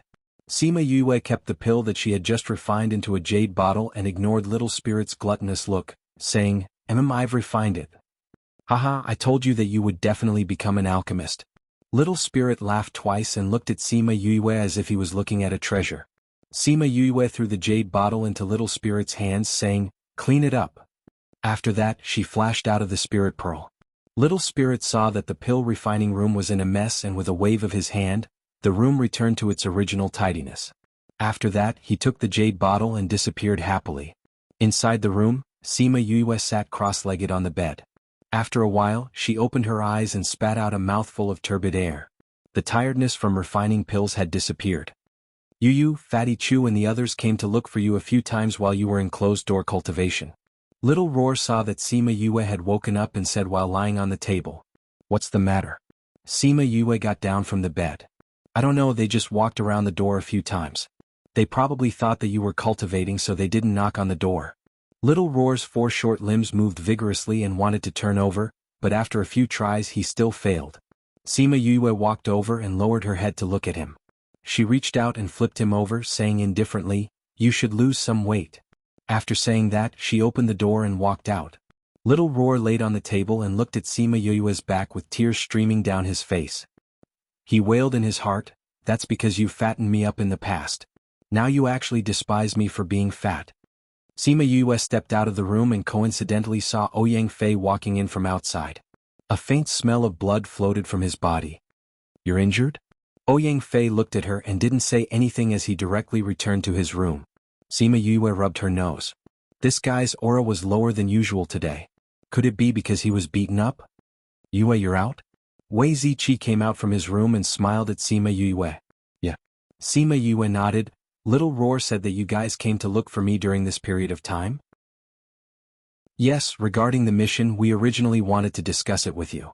However, seeing that there was no movement in your room, we didn't want to disturb you." Wei Ziqi said. "What's wrong?" Sima Yue asked. "Because our mission this time is more difficult, we decided to set off earlier. Since classes have already stopped recently, We decided to wait for you to come out before we set off. Wei Ziqi said apologetically. It was originally a group activity, but they didn't wait for Sima Yue to come out before making the decision. So fast? Sima Yue was slightly surprised. Looking at Wei Ziqi's expression, she smiled and said, "Looks like I've delayed everyone's schedule. Since it's like this, I'll pack up and let grandfather and the rest know before we set off." "Don't rush," Wei Ziqi said, looking at Yang. "We won't be able to leave in these 2 days. You can take your time to prepare." "Okay. Then I'll go back first. I'll come back tomorrow," Sima Yue said. "Okay." Wei Ziqi nodded. Seeing Sima Yue close the door and leave, he suddenly thought of something and called out to her. "Oh right, that He Qiuji was found dead in the city while you were in seclusion. The other party did it very cleanly. It should be the Nalan clan." Hearing the news of He Qiuji's death, Sima Yue wasn't surprised. She knew that the Nalan clan wouldn't let her off. She waved at Wei Ziqi and turned to leave. Those who wanted to harm her should have been prepared to die. Returning to the general's residence, Sima Yue found Sima Lai and told him that she would be leaving for a period of time for a mission. Sima Lai didn't agree at first, but under her coaxing and pestering, he reluctantly agreed. Seeing her leave, he called the housekeeper and said, "Fifth young master wants to go out. Send someone to protect him secretly." "Yes, old master." The housekeeper accepted the order and went to arrange the people. Sima Yue stayed at home for a night and returned to the academy early the next morning. After taking a few turns, she entered a small alley. "Since you're here, why are you still hiding?" Chapter 69. The people who were following Sima Yue were still wondering why she had come to the alley, but after hearing her words, they realized that she had purposely brought them here. "I didn't expect a trash like you to discover us." A man in black walked out from behind a cover and stared coldly at Sima Yue. Another person came out from the other side of the alley and blocked Sima Yue. Sima Yue looked at the person who spoke just now and said, "Nalan Chi, you want to learn how to stalk others with your dog face? Don't make fun of me. You piece of trash, you still have a sharp tongue even when you're about to die." Nalan Chi glared at Sima Yue, his eyes filled with undisguised murderous intent. "You caused my sister to be grounded for a month. Today I must avenge her. You want to kill me?" Sima Yue was very familiar with killing intent. She sneered, "Do you think you can kill me? Ah, let's not talk about the fact that you have a level 1 soul master bodyguard behind you. I am a level 8 soul master. Do you think I can't deal with a piece of trash like you who can't even sense spiritual power?" Nalan Chi looked at Sima Yue as if he was looking at an idiot. "I didn't beat you to death last time. Today I will definitely send you to meet the King of Hell. Seeing you jump around in front of me is really annoying." You're right. Watching you jump around in front of me is really annoying. Since we have the same goal, let's cut the crap and attack." Sima Yue turned around and ran after saying that. "You want to run? Stop her." When Nalan Chi saw Sima Yue running away, he thought that she wanted to escape, so he asked the people on the other side of the alley to stop her. The guard was shocked when he saw Sima Yue's speed. He did not expect this trash to run from the middle of the alley to him in a few breaths. When he heard Nalan Chi's order, he started to gather his spiritual energy. Even though he was shocked, he did not forget to throw a spiritual energy ball at Sima Yue. When Sima Yue saw the spiritual energy ball coming towards her, she moved her body and ran along the wall, dodging the attack. Bang! The spiritual energy ball exploded on the ground, causing smoke and dust to fly everywhere. When the guard thought that he had succeeded, Sima Yue's figure ran out from the wall. Holding a dagger in her hand, she dashed in front of him and laughed evilly. She slashed the dagger on his neck and then jumped back. When the guard saw Sima Yue's smile, he felt a chill in his heart. He didn't think that before he could even react, he would feel his neck go numb. After that, he saw his own blood spurt out from his neck. Bang! His body fell backwards. Until his death, he still couldn't figure out how this rumored trash had dodged his attack, and how could he be so fast? Also, how could that dense killing intent appear on the body of a piece of trash who had been pampered since childhood? Nalan Chi came out of the smoke and waited for the dust to settle so that he could see Sima Yue's body. However, he did not expect to see Sima Yue standing in front of him unscathed. Behind her, his guards were lying lifelessly on the ground. "You're not dead," he cried out in surprise. Even if it was him, he would have been seriously injured if not dead. However, Sima Yue was not even injured. How was this possible? Sima Yue smiled evilly. "How can I die when you're not dead yet?" Even if you were lucky enough to escape, you won't be so lucky now. Nalan Chi said as he began to condense the spirit chi in his body. Actually, I didn't plan to take your life so early. However, since you're here yourself, I can't let your efforts go to waste, right? Sima Yue said as she began to condense the spirit chi in her body. Nalan Chi looked at Sima Yue's things and shouted in surprise, "You're a spiritual master too?" Sima Yue smiled but did not say anything. She would never be soft-hearted towards her enemies who had tried to kill her multiple times. Nalan family. Nalan Lan was in her own house. She was panicking as if something was about to happen.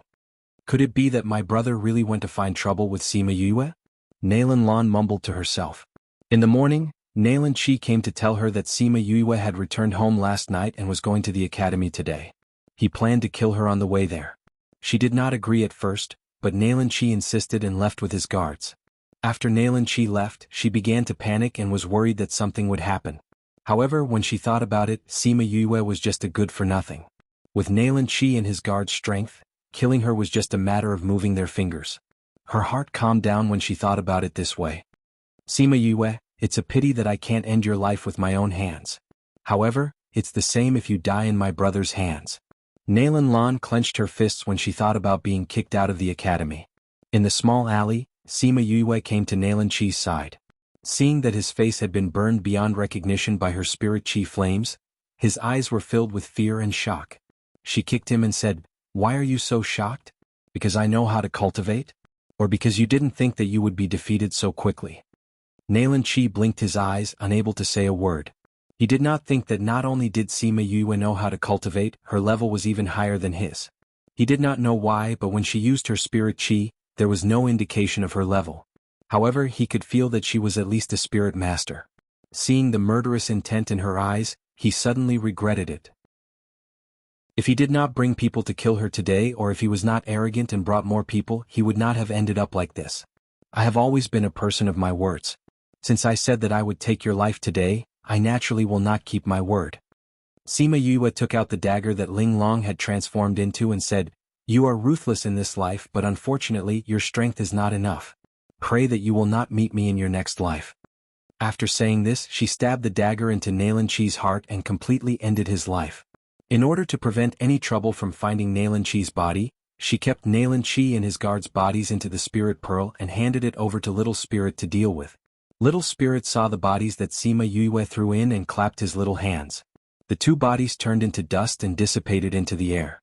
After dealing with the matters here, she slowly walked out of the alley and walked towards the academy. Soon after, two figures appeared in the alley. Seeing the bloodstains on the ground, they looked at each other and could not hide the shock in their eyes. Fifth young master was actually able to kill the opponent in such a short time. It seems that his strength is not weak. I will continue to follow fifth young master. You go back and report to the general. Okay. After saying this, the two of them went their separate ways. Sima Yue arrived at the academy.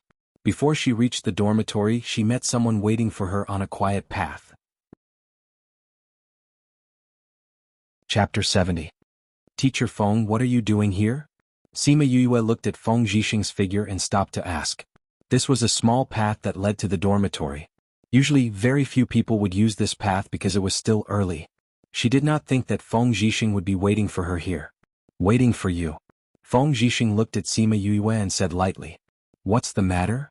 Sima Yue looked at Feng Zhixing's calm appearance and her violent heart that had just killed someone calmed down.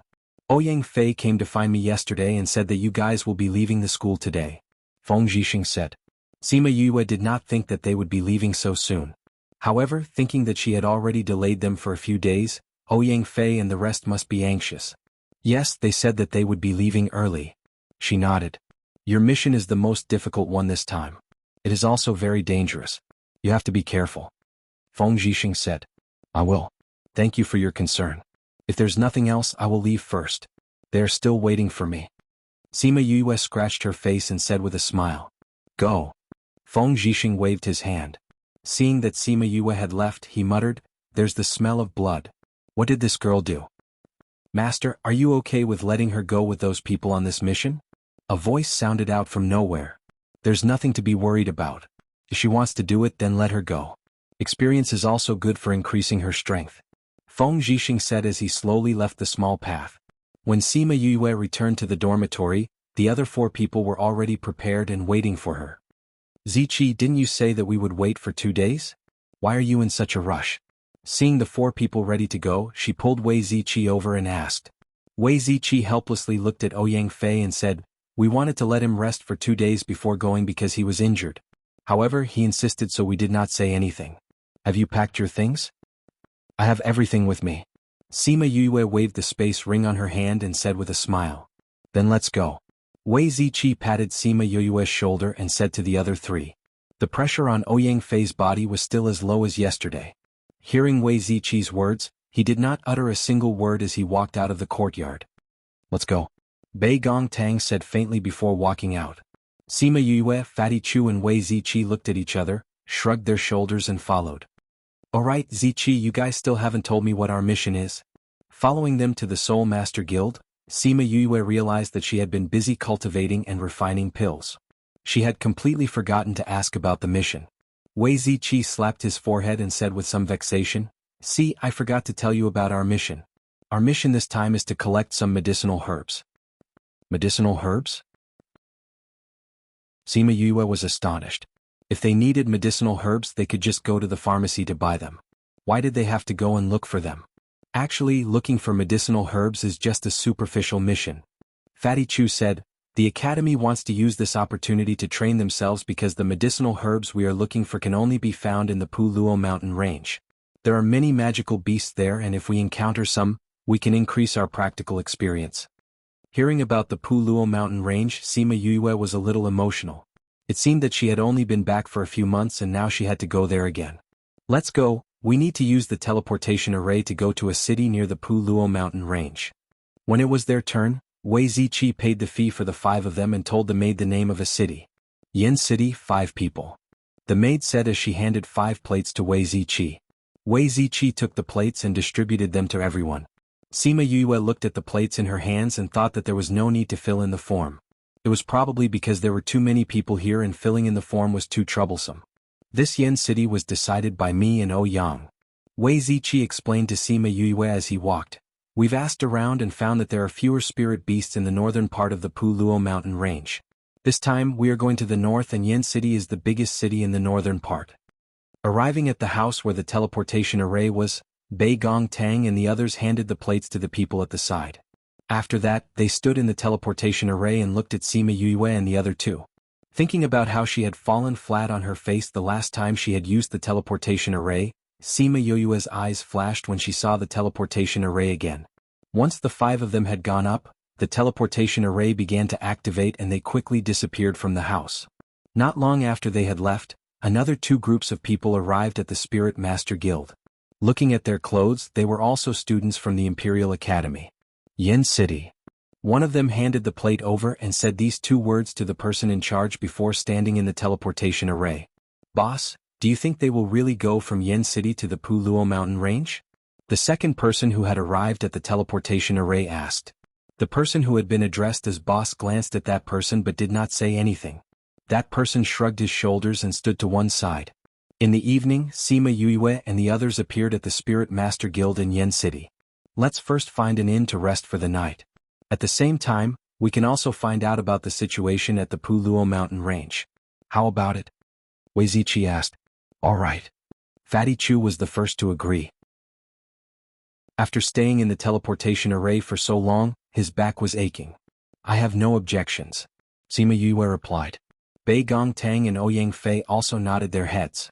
The sky was about to turn dark and rashly going to the Puluo mountain range at this time was also a relatively dangerous thing to do.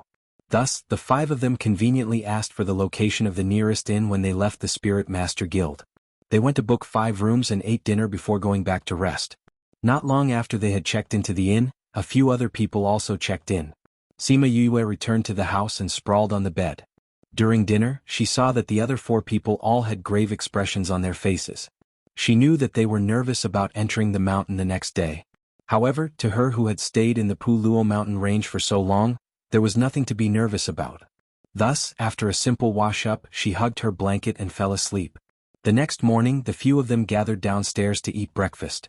Last night, I already asked the shop owner about the situation at the Puluo mountain range. Wei Zichi ate his breakfast and said to the other 4, The Luo mountain range is divided into the outer, middle and inner regions. Sima Yue already knew everything that Wei Ziqi said. However, after hearing him speak in such detail, she sighed in admiration at his ability to gather information. As long as we don't go to the middle or inner regions, there won't be too much danger, Wei Ziqi concluded. But if the medicinal ingredients that we need to gather are not in the outer regions, we can only take the risk and go to the middle regions to take a look, Fatty Chu said. The middle regions are too dangerous. If we can avoid it, we should try our best not to go. Wei Ziqi said, let's go. This is the first time I've come to the Luo mountain range. I can't wait to see what it looks like. Chapter 71. A group of people went out of the city gate and directly advanced towards the Luo mountain range. Along the way they saw many other people who were also rushing in the same direction as them. Why are there so many people going? Fatty Chu couldn't help but ask as he looked at the people coming and going. Some of these people are just like us, but most of them are mercenaries from different places. Sima Yue had seen some mercenaries before and she could tell from their clothes. Mercenaries would come to a place like this? Fatty Chu looked at these people. Many of them had fiendish looks, as if they were people who lived on the edge of a knife. That's right, some mercenaries will take on a few missions. For example, if they need some medicinal ingredients or a spirit beast's magic crystal or some other materials, they will need to go into the mountains. Wei Ziqi explained. So they also entered the mountain? I thought that since the Luo mountain range is so dangerous, no one would go there. Fatty Chu said. This is far from what you imagined, isn't it? Sima Yue patted Fatty Chu's shoulder. Both of them grew up in the capital city. If she had not stayed here for a period of time, she would have been clueless like Fatty Chu. The group of people had been rushing for half a day, but just as they reached the Luo mountain range, Fatty Chu shouted that he could no longer walk. Sima Yue looked around. Other than her, Fatty Chu and Wei Ziqi were panting. Ouyang Fei and Bei Gong Tang were also exhausted. She looked at the surroundings and said, it's getting late now. Why don't we find a place to set up camp and rest for the night? We'll enter the mountain tomorrow.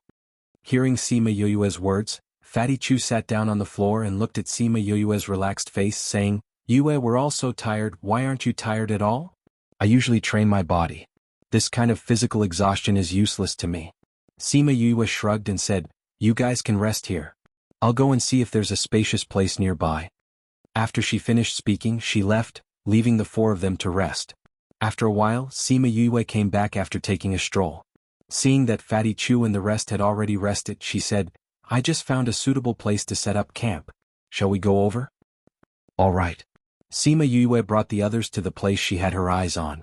Unexpectedly, someone had already set up camp there. It was a mercenary group that was setting up camp. Seeing Sima Yue and the rest coming over, a young man in his 20s or 30s smiled at them and said, you guys have your eyes on this place too? This place is bigger, so we'll all gather here. If you don't mind, you can camp on the other side. Sima Yue looked at the others and asked for their opinion. Just make do with it, Ouyang Fei said. It's just for one night anyway. Bei Gong Tang didn't say anything. She immediately took out her own tent and prepared to set up camp. Ouyang is right. Anyway, it's just for one night. Just put up with it, Wei Ziqi said. Seeing that everyone agreed, Sima Yue and Fatty Chu took out their own tents and set them up according to the shop owner's instructions. After he was done, he took out a large bed from his spatial ring and placed it in the middle of the tent. Damn, you even brought such a large bed when you went out? Fatty Chu, who had just finished packing his things, was stunned when he saw her large bed. Sima Yue was shocked by Fatty Chu's reaction. She glared at him and said, what's there to be surprised about? Aren't you guys the same? Fatty Chu pursed his lips and said, where would we have such a large space to put such a large bed? Sima Yue didn't understand. Could it be that their spatial rings were very small? Our spatial rings are only as big as a house. If we put such a large bed in, we wouldn't need to bring anything else. Fatty Chu looked at Sima Yue with resentment. The general's young master was so good. His spatial ring was definitely a few times bigger than his own. Aren't these spatial rings the same size? Sima Yue asked. Fatty Chu rolled his eyes at Sima Yue and said, how can spatial rings be the same size? A normal spatial ring is only 1 or 2 cubic meters in size. Mine is the size of a house. It's already considered very good. Hearing Fatty Chu's words, Sima Yue touched the spatial ring on her hand.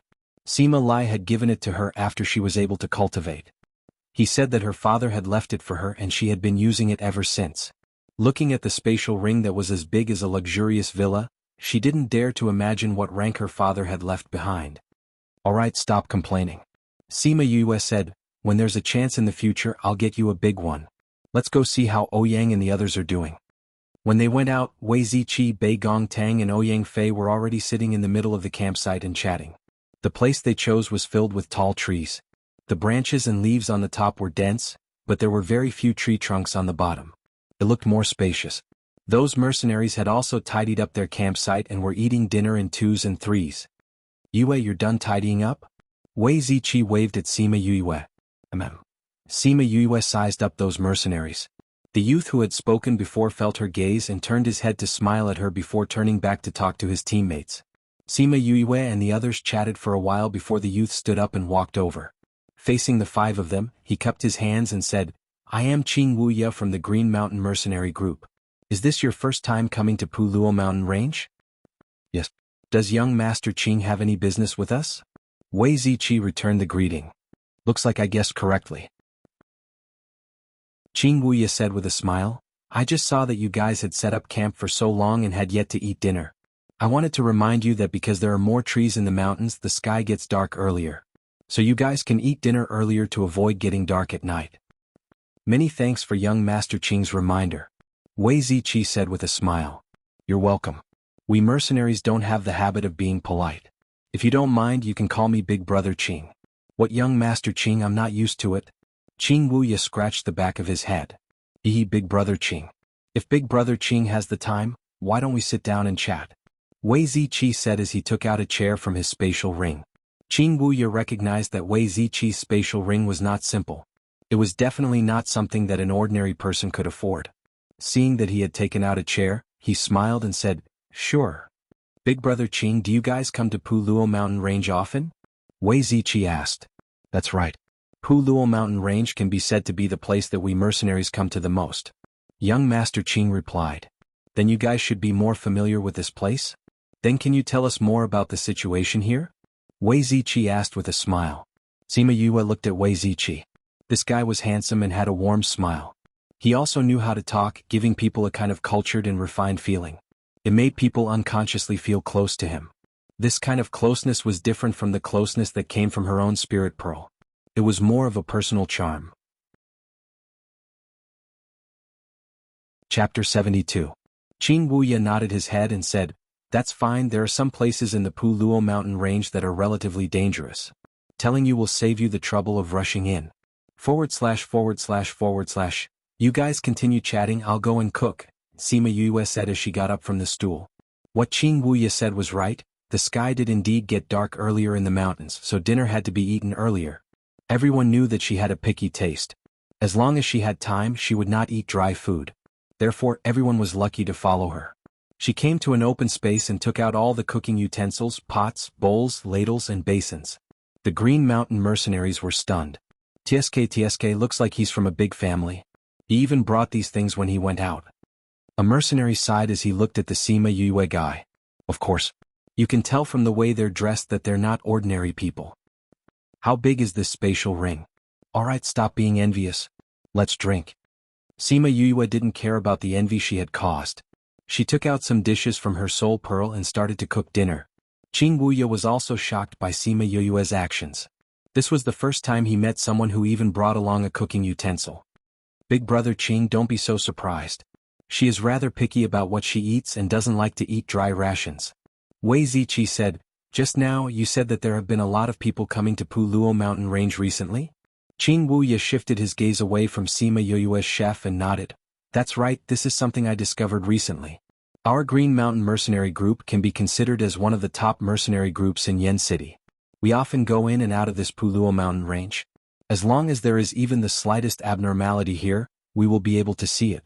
Although Puluo Mountain Range has always had a lot of people, but in the last half-month, the number of people coming here has increased by a lot. Moreover, many of them are from big clans. Why are there suddenly so many people? Fatty Chu asked curiously. At first we didn't know either. Later we accidentally heard some people say that some treasure seemed to have appeared, or some rare medicinal herb had matured. We don't know what it is exactly. Qing Wuya shrugged and said, Because it doesn't have much to do with us, we didn't pay much attention to it. Big brother Qing is not interested in that thing? Wei Ziqi asked. It's not a matter of interest, but that thing is said to be either in the inner circle or somewhere close to the inner circle. That's not a place we dare to go. That's why we should listen to it. Qing Wuya said, Brother Wei, don't be fooled by the name of that treasure. Although the treasure is good, you still need to be alive to enjoy it. Ah, we understand this logic. Wei Ziqi laughed. The inner region was the place where the saint beasts lived. Although the few of them were quite strong compared to their peers, they were not considered experts in the outside world. They did not have the guts to fight with the saint beasts. Sima Yue was cooking while listening to Qing Wuya's advice on what to pay attention to. When she heard him say treasure, her hands paused. Treasures, she loved them the most. If she had the chance, she would go and see them alone. Soon, a table full of dishes was prepared. The aroma wafted through the forest, attracting the attention of many people. Brother Sima's cooking is really fragrant. Qing Wuya smelled the aroma and could not help but praise. Haha, thank you big brother Qing for telling us about the Puluo mountain range. Since everyone is chatting so well, why don't we have a drink together? Wei Ziqi said. This isn't too good, right? Qing Wuya was a little embarrassed. There's a lot of food. Big brother Qing, let's eat together. Sima Yue said with a smile. This Qing Wuya was not bad and the things he had just said were very useful to them. Inviting him to eat and drink together was not a big deal. Let's go big brother Qing. Yu's cooking is very good. If we wanted to eat outside we wouldn't be able to. Let's go and have a few drinks. Wei Ziqi said. Since you've said so, then Wuya will disturb you. Qing Wuya smiled and cupped his hands. His impression of Wei Ziqi and the others was not bad. Although he could see that their identities were not ordinary, they did not have the arrogance of those big families. Sima Yue's cooking was naturally good for everyone to eat and drink. After eating, Qing Wuya was still lamenting that this was the best thing he had ever eaten. After dinner, the sky was about to turn dark. Qing Wuya also returned to his own mercenary group. Sima Yue and Bei Gong Tang cleaned up the bowls and chopsticks, bringing them to a nearby stream to wash. We'll be entering the mountain tomorrow. Everyone should rest early. I'll keep watch tonight. When they returned, Ouyang Fei said. No need. You should go and sleep too. Leave the night watch to Little Roar.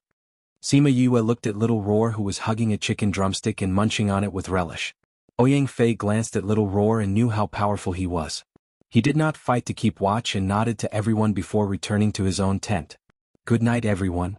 Wei Ziqi said as he also returned. Good night. Sima Yue returned to her own tent and sat cross-legged on the bed. Little Roar hugged a chicken drumstick and flew in. Little Roar, be careful tonight. No problem. Don't worry and sleep. Little Roar took a bite of the drumstick and said. Sima Yue nodded but did not sleep. Instead, she closed her eyes and transferred all her mental energy into her sea of consciousness. There, the Imperial Beast art and art of training soul quietly floated in mid-air. Her mental energy transformed into a miniature human and flew in front of the Imperial Beast art, reaching out her hand to pick it up. The Imperial Beast art did not have many words. It mainly talked about how to tame spirit beasts and how to form a contract. Looking at it, Sima Yue knew that the different forms of contracts had different results. Contracts were generally divided into life contracts, soul contracts and master and servant contracts. Life contracts, as the name suggests, involved both parties in life and death. If one party died, the other party would also die. This was the most common form of contract. Sima Yue and that unknown Dan Dan had a life contract. A soul contract was a form of contract between two souls. This type of contract, even if the person died, as long as the soul was still there, the spirit beast would not die. Just like the contract between Little Roar and her. In a master and servant contract, the person was the master and the spirit beast was the servant.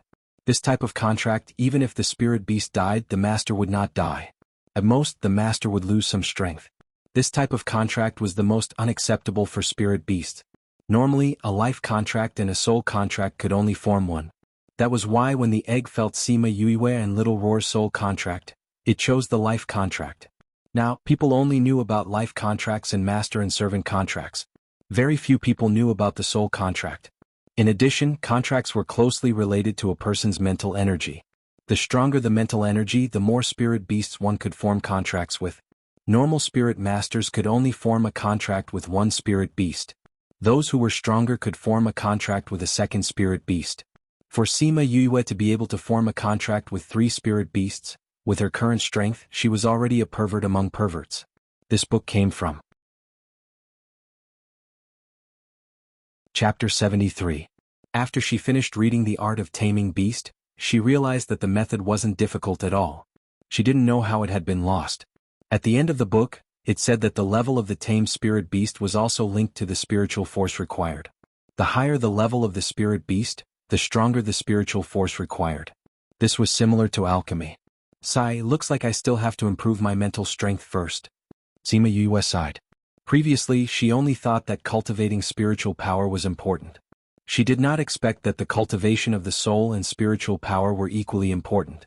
She put down The Art of Taming Beast and walked to the front of The Art of Refining Soul. She took down the book and the silver light on the book disappeared, allowing her to see the book in its entirety. She gently flipped to the first page, and a sentence on it made her heart tremble violently. The highest level of soul refining allows one's soul to exist outside one's body. Sima Yue muttered these words and thought of Mo Shana's transparent and illusory soul. Is it because he cultivated this that his soul is able to exist in this world? Looks like this soul refining art is really something. As he continued to read, he found that some of the levels of soul refinement were mentioned.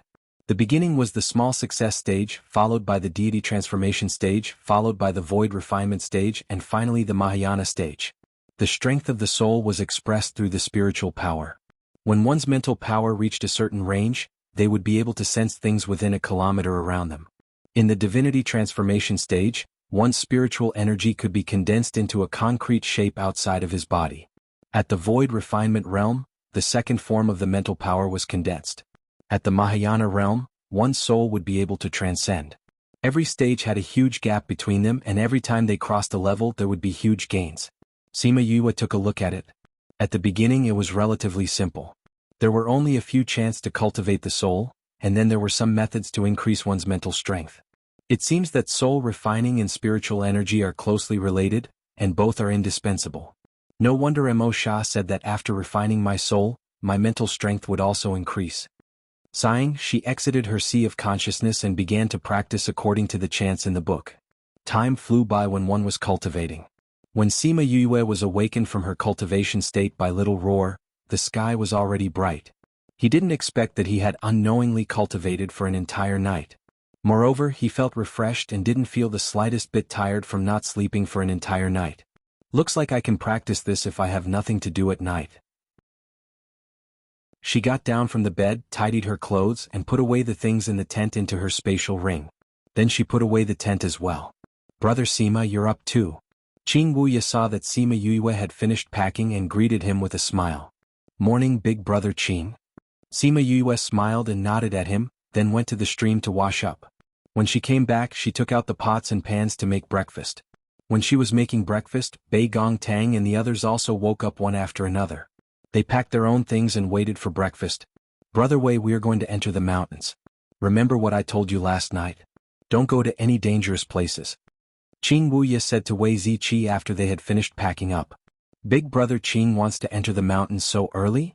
Wei Ziqi said as he looked at the mercenary group that was already fully equipped. Our mission this time is rather important, but time is rather tight, so we have to go in earlier. Qing Wuya replied. If that's the case, then I hope big brother Qing can complete the mission as soon as possible. Wei Ziqi said. Thank you, brother Wei. See you next time. See you next time. Qing Wuya cupped his hands towards Sima Yue and the others, then returned to his own group and said, Let's go. Fatty Chu watched Qing Wuya and the others leave and said, This Green Mountain mercenary group is not bad. They're all right. They're much better than the ones we met before. Let's eat. Sima Yue placed the food on the table and called out to everyone. Unlike the Green Mountain mercenary group who were in a rush, Sima Yue and the others ate breakfast before heading into the mountains. This time, they had to collect a few types of medicinal ingredients and each person had to hand over a spirit beast corpse. The mission was very important. With Sima Yue around, the task of finding medicinal ingredients became much easier. Because she was familiar with the attributes of the medicinal ingredients and knew what kind of environment they grew in, the scope of the search was much smaller. A day later they found their first medicinal ingredient. Yue, I didn't think that you would be so familiar with medicinal ingredients. Wei Ziqi looked at the medicinal ingredients lying in the box and sighed. That's right, Yue.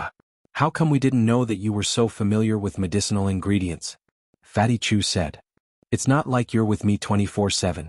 How would you know everything that I know? Sima Yue glanced at Fatty Chu and did not answer their question directly. Right now, we found the Earth's core grass as well as the flame grass and the other 4 medicinal ingredients. Ouyang Fei said. I know about the flame grass. It grows in places that face the sun. However, the flame grass will always be guarded by stronger spirit beasts.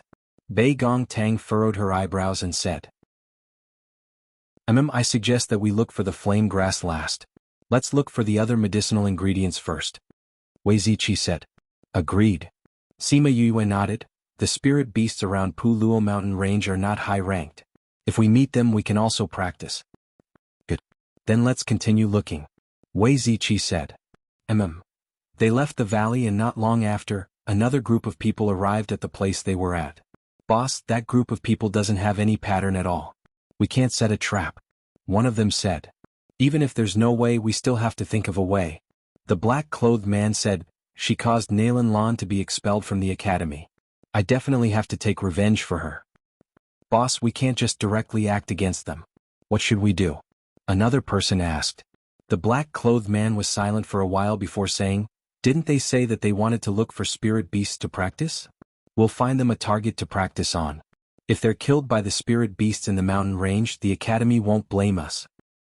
But boss, I heard that those people's ranks are relatively high. Other than that trash Sima Yue, the others are not worse than us. How can we make them be killed by the spirit beasts? I have my ways. Do you know where there are spirit beasts that live in groups? The black-clothed man said. Boss, I know. I've heard a mercenary mention it before. That's good. Let's go. We'll find them a spirit beast to practice on. Sima Yue's group of 5 searched the mountain for an entire day. They didn't find anything, but in the process of searching, they met a 6th-level spirit beast. They worked together and quickly killed it, allowing Sima Yue to keep it. As for why she was the one to keep it, it was because her spatial ring was the largest. Just as they were resting, Sima Yue suddenly felt a sense of danger and subconsciously stood up.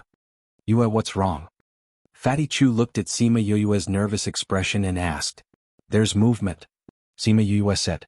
Before the others could speak, they heard a flurry of footsteps. Following that, a pack of flame wolves appeared in everyone's line of sight and quickly ran towards them. So many spirit beasts. Fatty Chu saw so many flame wolves and couldn't help but swallow his saliva. Chapter 74. Not only Fatty Chu, Bei Gong Tang and the others were also stunned by the horde of beasts. Help! As the beasts got closer, Sima Yue and the rest saw a figure running in front of the beasts. Awu! The wolf pack's wild howls made the man shudder. However, when he saw Sima Yue and the rest, he gritted his teeth and ran towards them. Sima Yue saw that person running towards them and immediately reacted. She shouted and ran, pulling Bei Gong Tang who was beside her and ran towards the back. Hearing her shout, Wei Ziqi and the rest finally reacted. They didn't even have the time to pack their things before running away. Help! Friends in front, help! That person shouted when he saw Sima Yue and the rest running away. Save your sister. Sima Yue scolded as she pulled Bei Gong Tang to speed up. However, the 5 of them had limited leg strength, so how could they outrun the flame wolf? Seeing the spirit beast getting closer and closer, as well as the black-clothed man, Fatty Chu cursed. F***, how can this guy run so fast? Soon, the man who was being chased by the fire wolves caught up with them. Seeing the wolf cub in his arms, Sima Yue finally understood why he was being chased all over the mountain by the fire wolves. Mother **, why are you hugging the wolf pup? Give it back to him. That person seemed to have regained his senses after hearing Sima Yue's words. He lowered his head and looked at the wolf cub in his arms. He threw the wolf cub into Fatty Chu's arms and ran off in another direction. F***, are you trying to kill me? Fatty Chu subconsciously caught the wolf cub. By the time he understood what was going on, that person had already disappeared. Sima Yue watched as that person quickly ran out of their line of sight, and her eyes flashed with suspicion. Fatty Chu, why are you still hugging the wolf pup? Quickly throw it away. Wei Ziqi shouted. Fatty Chu hurriedly threw the wolf cubs away, but other than 1 or 2 who ran to the wolf cubs, the rest continued to chase after them. We can't run anymore. Looks like we can only fight them head-on. Ouyang Fei saw that the wolves were still chasing after him. He took out his weapon and turned around to kill the wolves. The others also understood that the pack of wolves had set their sights on them. No matter how long they ran, they would not give up. Moreover, they had been running for so long that their physical strength was somewhat exhausted. When their last bit of strength was exhausted, it would be easy for the wolf pack to kill them. Sima Yue wasn't too worried about the wolves behind her. Little Roar and Ye Guang could easily intimidate them, but she didn't plan to do so. If he had gotten used to relying on his contracted beast from the very beginning, it would have been impossible for him to become stronger in the future. Let's go all out. Wei Ziqi also stopped in his tracks and called out his contracted spirit beast to battle with the flame wolf. I'm not running anymore, damn it. Fatty Chu also called out his own spirit beast, took out his axe and chopped towards the flame wolf. Bei Gong Tang didn't call out her own spirit beast, only stopping in her tracks. She condensed a spirit ball in her hands and threw it towards the flame wolf. Sima Yue took a look. Ouyang Fei's spirit beast was a 9th level low spirit beast, Cloud Leopard. It looked like it was about to become a holy beast. Fatty Chu's spirit beast was a 7th level low spirit beast, Charm Fox. That fox's figure was much smaller than the flame wolf, but its battle prowess wasn't weak at all. Although Wei Ziqi's spirit beast's rank wasn't as high as Ouyang Fei's, it was still a rare fire lizard. With a sweep of its tail, a flame wolf was sent flying. Sima Yu took out the dagger that Ling Long had transformed into and leapt in front of a flame wolf. Just as it was about to pounce on her, Sima Yu quickly stabbed the dagger in between its eyebrows and pulled it out before it could even react. Ouyang Fei and the others didn't think that Sima Yue would be able to kill a wolf so quickly and looked at her in shock. The space between the eyebrows and 3 inches below the neck are the weakest parts of the flame wolf. Attacking these 2 places is the most effective. Sima Yue said. How did you know? Although the timing wasn't right, Fatty Chu still asked. Teacher talked about it in class. Sima Yue said. Everyone then came to a realization. It seemed that when the teacher was talking about the spirit beasts in the Puluo mountain range, he had indeed talked about it. However, everyone didn't really pay attention. If it wasn't for her reminder, they wouldn't have remembered that there was such a lesson. This speed needs to be fast. Otherwise we will be injured by the pack of wolves. Ouyang Fei said. Ouyang Fei and Bei Gong are stronger in close combat. The 3 of us will be in charge of close combat. Ziqi and Fatty Chu, the 2 of you will mainly use your spiritual energy to attack. Sima Yue said, we are now a team. If we want to charge out alive, we need to work hard together. Everyone looked at the pack of wolves surrounding them and nodded their heads, acknowledging Sima Yue's words. Ziqi, Fatty Chu, we will be on the outside. You guys will be in the middle. Try to condense your spiritual energy as quickly as possible. If one of us is attacked, the 2 of you will be in danger. Ouyang Fei warned. You guys can relax. Fatty Chu promised. Sima Yue looked at Fatty Chu and Wei Ziqi and said seriously, in the past I rarely trusted my back to others because it was a very dangerous thing to do. Today the 3 of us will entrust our backs to you guys. You guys have to guard it for us. When Wei Ziqi and the other 3 heard Sima Yue's words, their hearts couldn't help but tremble. What she said was right. In the past they were all lone wolves. Even in their own families they didn't trust anyone to entrust their backs to. However, today they had exposed their backs in front of them because they had no choice and because they trusted them. Yue, you guys can relax. We are a team. We will always be partners that you can entrust your backs to. Wei Ziqi said emotionally. Yes, we will always be partners that you can entrust your backs to. Fatty Chu said with certainty. Sima Yue smiled faintly and said, that's good. Let's start the battle. Bei Gong Tang and Ouyang Fei looked at each other and saw the thick fighting spirit in each other's eyes, as well as the camaraderie that was born in this difficult situation. Charge. Ouyang Fei was still the first to rush to the front of the wolf pack. Sima Yue and Bei Gong Tang also followed closely behind. The 3 of them and the 3 spirit beasts unknowingly formed an encirclement, surrounding Fatty Chu and Wei Ziqi in the middle, giving them enough time to condense their spirit chi. As for Fatty Chu and Wei Ziqi, they condensed spirit balls. Seeing who was in danger or who was having a hard time fighting, they threw the spirit balls in that direction. Sometimes they would directly throw their spirit chi balls into the wolf pack's ranks, causing them to howl in pain. Half an hour later, because there were too many casualties, the leader of the flame wolves unwillingly led his subordinates and ran away with their tails between their legs. Once the wolf pack left, everyone collapsed to the ground. Their bodies were covered in wounds that were still bleeding. The battle just now had already exhausted their strength. Fatty Chu and Wei Ziqi also chose to directly fight the wolf pack after their spirit chi was exhausted. Sima Yue took out a medicine bottle and ate a pill before passing the jade bottle to Bei Gong Tang. Bei Gong Tang poured out 4 pills for everyone to eat. We have to leave this place now. The commotion just now and the smell of blood might attract other spirit beasts. Seeing that everyone was exhausted, Sima Yue went up and kept all the corpses of the flame wolves into her spatial ring. Chapter 75. Just as Sima Yue and the rest were fighting with the wolf pack, the man who attracted the wolf pack quickly ran across the mountain and ran towards another mountain. He soon met up with his teammates. Huang Si, how was it? The person who had been waiting at the original spot saw that his teammate had returned and asked. When I ran, the wolves had already surrounded Sima Yue and the rest. Huang Si removed a piece of paper with strange runes drawn on it from his body and handed it over to the black-clothed man, saying, "Boss, what is this?" After I put it on, my speed increased a lot. It's as if these legs don't belong to me. Don't ask what it is.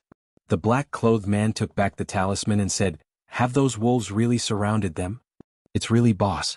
Huang Si guaranteed, "There are 30 to 40 flame wolves. Even if their strength is not weak, it is impossible for them to fight against so many flame wolves." "That's good." The black-clothed man said, Even though they won't be able to live, it's still a great pity that I can't personally end that trash's life." "Boss, should we go take a look at how they died?" Huang Si asked. "Not going." The boss shook his head and said, "If we encounter a pack of wolves, we will be in trouble. Moreover, the smell of blood can easily attract nearby spirit beasts. Since we know that they won't be able to survive, there's no need for us to put ourselves in danger." "Boss is right. We have our own mission here. Now that we've taken care of Sima Yue, it's time for us to complete our mission. Let's go." After the black-clothed boss finished speaking, he led his team members towards another mountain. On the other side, Ouyang Fei and the others kept their contracted beasts back into the contract space and helped each other out of the forest. After walking for a while, they arrived at a river. Seeing the empty space beside the river, Sima Yue said, "This place is far enough from the battlefield. Let's clean our wounds here." "All right." Wei Ziqi helped Fatty Chu sit down on a large rock by the riverside, and he himself also sat down by the side. Although they had taken the pills given by Sima Yue, the effect of the level 1 healing pills was slow and not very effective. It was impossible for their wounds to heal in a short time. Ouyang Fei came to the riverside and took off his shirt to wash the wounds on his upper body. Sima Yue glanced at him and realized that there were many scars on his body. Sima Yue took out a basin and went to the riverside to fill it with water.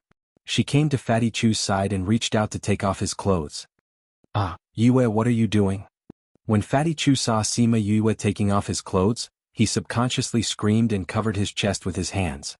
Sima Yue was speechless. Why was this guy overreacting?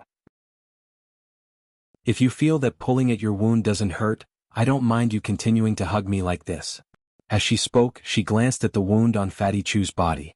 After hearing her words, Fatty Chu finally remembered the injuries on his body. Just now when he moved, his wounds hurt even more and he couldn't help but cry out. Sima Yue pulled his hand down and cut his clothes with a pair of scissors, revealing the wounds on his shoulders and back. Of course, that pair of scissors was unwillingly transformed by Ling Long.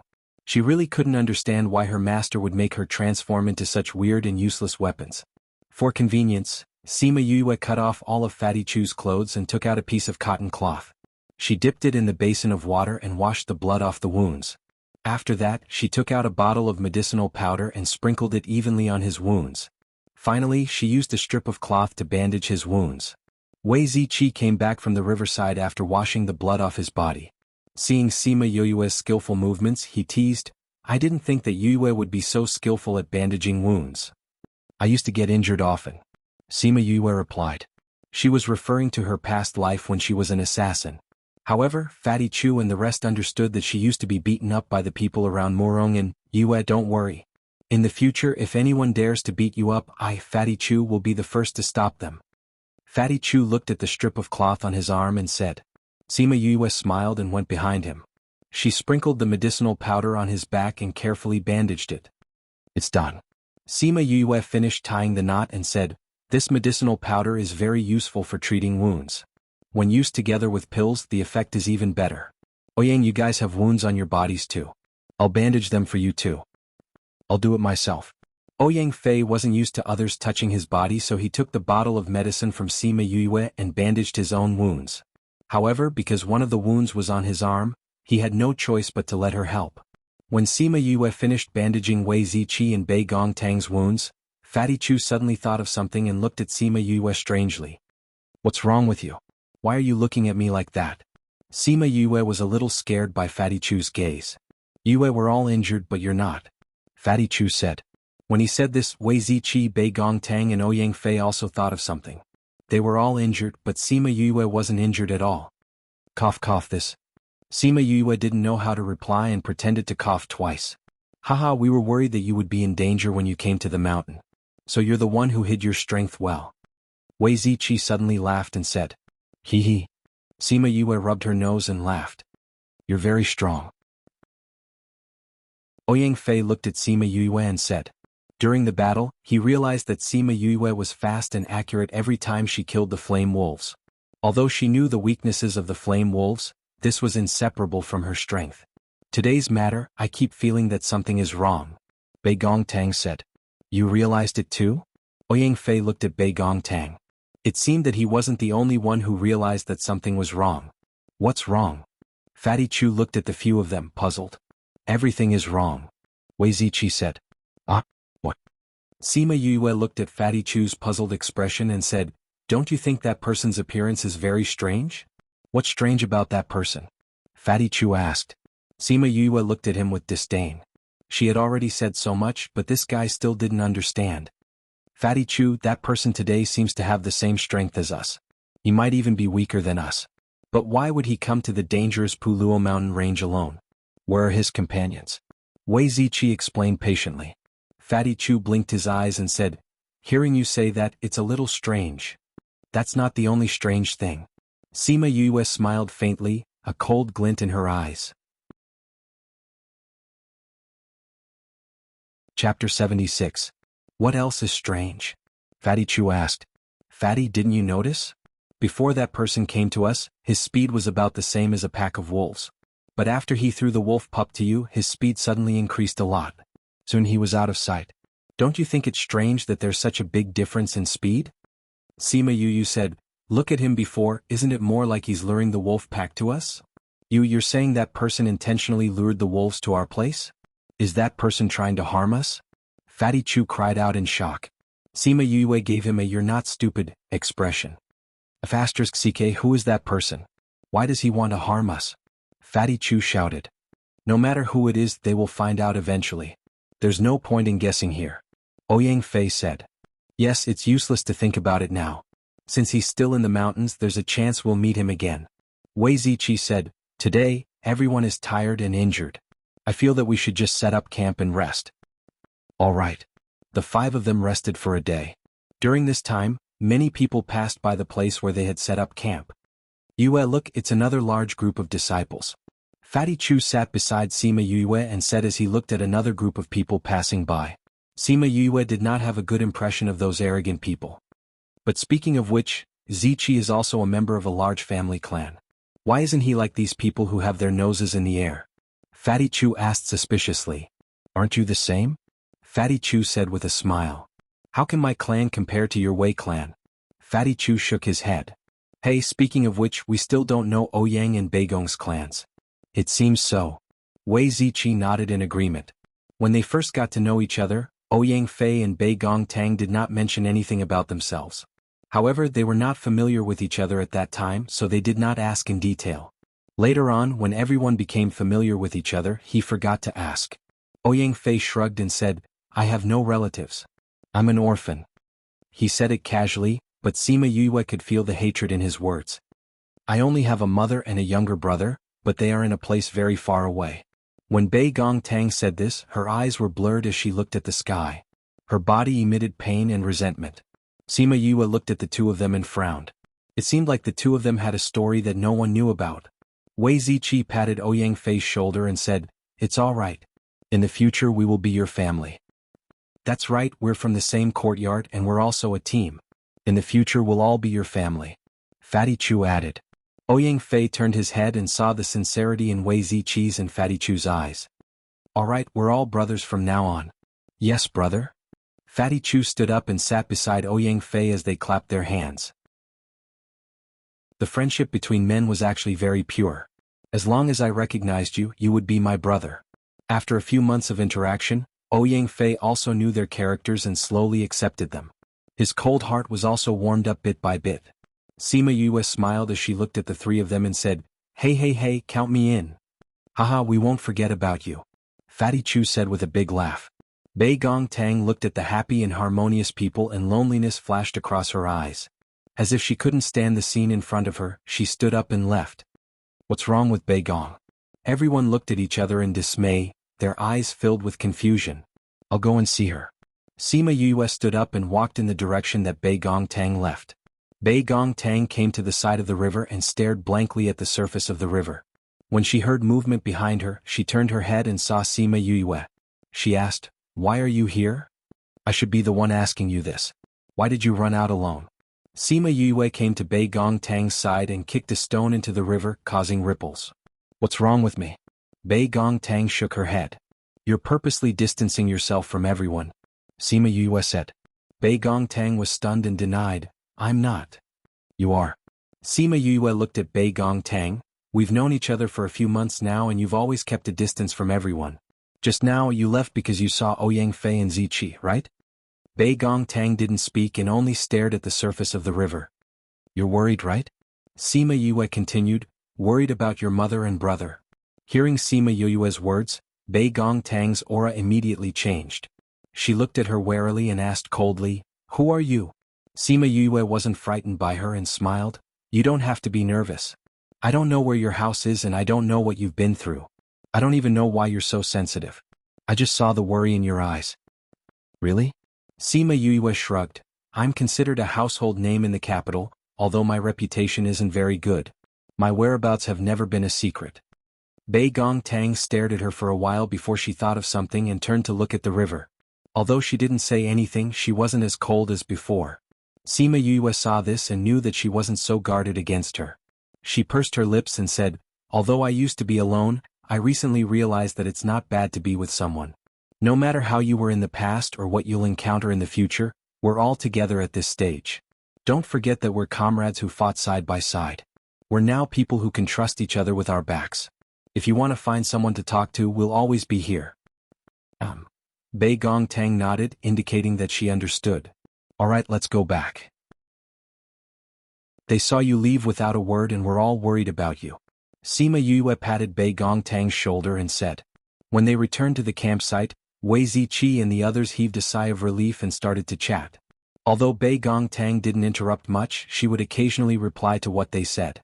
Sima Yue looked at the few of them and realized that the battle this time had brought them closer. If they were a team in the past, they were now comrades who fought together. At night, everyone returned to their own tents to rest. Bei Gong Tang laid on her small bed and dozed off. Her eyes suddenly opened and were filled with uncontrollable joy. Mengji, you're awake? Master, I was injured too badly last time. I'm only awake temporarily. A female voice sounded in Bei Gong Tang's mind. Mengji, you were injured to this extent because you wanted to protect me when I left. It's already been so many years and you still need to rely on sleep to recover. Bei Gong Tang blamed herself. Master, you don't have to blame yourself. Protecting you is what I should do. Mengji said. Master, I didn't wake up for long this time. I'll tell you the reason why I woke up. I feel that there's a medicine in the mountains that's about to mature. If I can take it, I'll be completely healed. Master, if it's possible. Mengji's voice became softer and softer. She didn't even finish speaking before she fell asleep again. Mengji, since that medicine is good for your injuries, I'll definitely get it for you. Bei Gong Tang tightened her grip on her clothes when she thought of the unconscious Mengji. Chapter 77. At the same time in Sima Yue's tent, she was surprised to see Emo Sha come out. I didn't call you. How did you come out? I can enter and exit this spirit pearl as I wish, unless your strength is higher than mine. Emo Sha said. All right. Sima Yue shrugged and said, What are you doing out here this time? Emo Sha looked towards the inner area and said, I smell something. Taste? What was that smell? Why can't I smell anything? Sima Yue sniffed hard but did not find anything special. It's far from here. How could you smell it now? Emo Sha said. What is it that attracted you here? Sima Yue asked curiously. Golden snake fruit. What? When Sima Yue heard about the golden snake fruit, the first thing that came to her mind was the bright red apple-like fruit on Earth in her previous life. However, she knew that it was definitely not an ordinary thing. Then, the information about the golden snake fruit appeared in his mind. Last time she had seen it in a medical book in the Soul Pearl. The golden snake fruit was a kind of golden yellow fruit. It took 700 years to bloom, 700 years to bear fruit, and 700 years to mature. Each time it would only bear 7 fruits. Eating the fruit directly could raise one's cultivation level. However, one could only eat the size of a fingernail at a time. Otherwise, there would be too much energy in one's body and it would be easy for one's meridians to explode. If it was refined into a pill, such a situation would not occur. However, this kind of pill would cost at least tens of thousands of gold coins. It was hundreds of times more precious than the pill she had eaten before, which cost dozens of gold coins per pill.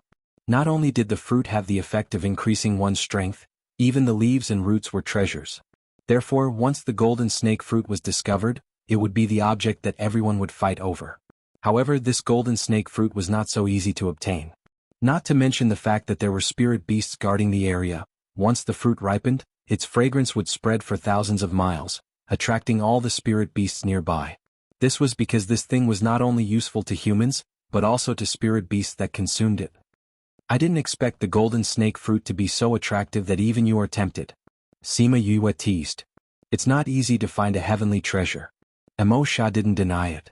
And this thing is also beneficial to you. What benefits? Raise my cultivation level? Sima Yue was excited when she heard that there were benefits. Emo Sha shook his head.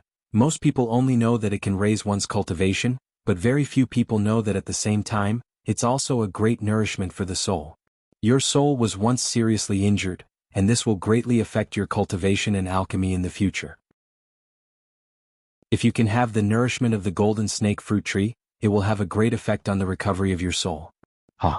It can even heal souls? Sima Yue looked at Emo Sha in shock. That's right. This golden snake fruit absorbs the moonlight and then transforms it in the body, emitting a milky white gas. This gas is beneficial to the human soul. Emo Sha explained, even if the soul isn't injured under its long-term nourishment, it will become even stronger. So good. It was indeed a treasure. I must get my hands on this thing. Sima Yue immediately sat up and looked at Emo Sha, who turned around to look at her. She smiled and said, I know you also want this thing to heal your soul. Otherwise, why would a guy who doesn't wake up early without benefits come out and tell me all this? I can feel that there's at least one spirit beast around the golden snake fruit. Emo Sha said, also, when the golden snake fruit ripens, it will attract a large group of spirit beasts.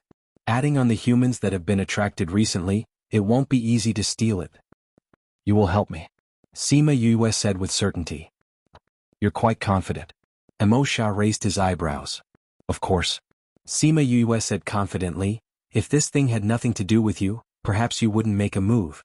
However, your soul has left your body for who knows how many years, and your injuries aren't any lighter than mine. Although the spirit pearl can nourish you, the effects aren't fast. If you can add on the golden snake fruit tree, you can recover even faster. Therefore, you are also determined to obtain this golden snake fruit. I can't easily make a move. Emo Sha said. I know, you just have to make a move when necessary. Sima Yue waved her hand and said.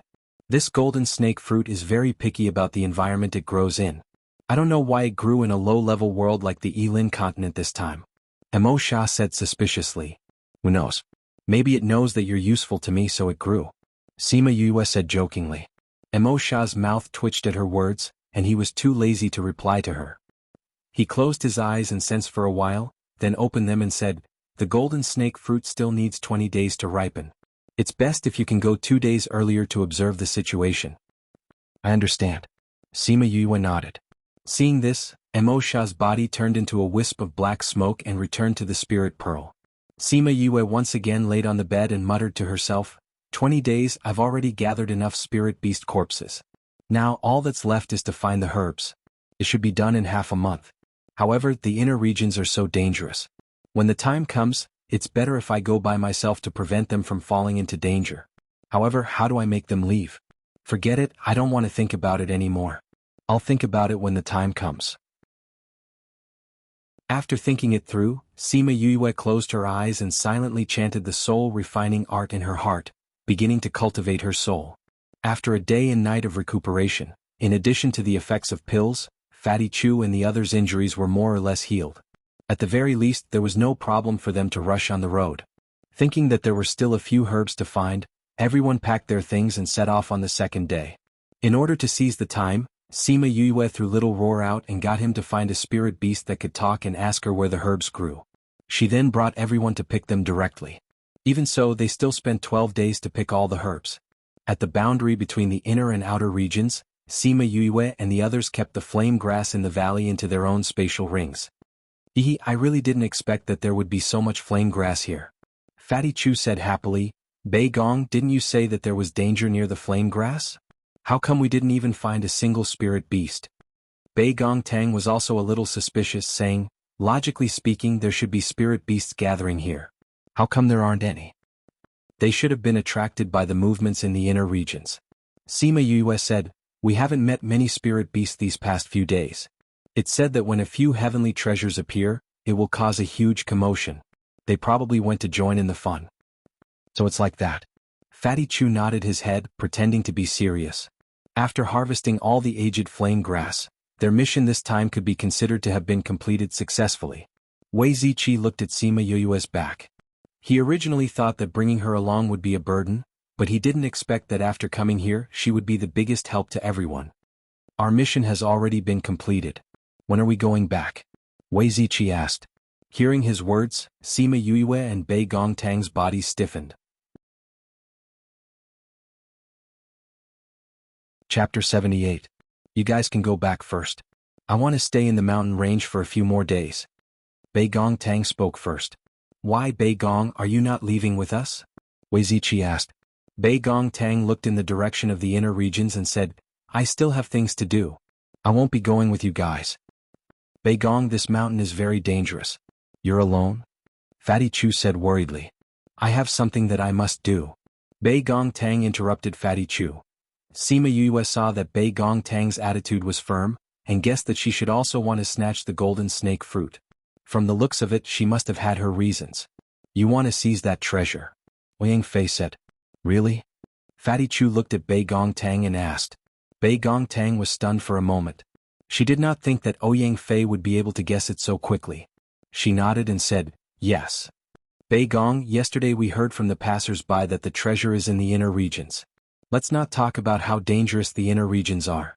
During this period of time, many experts have come here. It's not like you don't know that if you want to snatch the treasure from their hands, you have to have the strength to do so. Wei Ziqi said seriously. I know. Bei Gong Tang said, but I must obtain that thing. What? Yang Fei asked. Bei Gong Tang was silent for a while before saying, I have my reasons.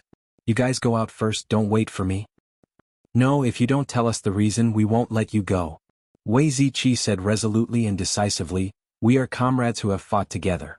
We will not leave you alone, nor will we let you take the risk alone.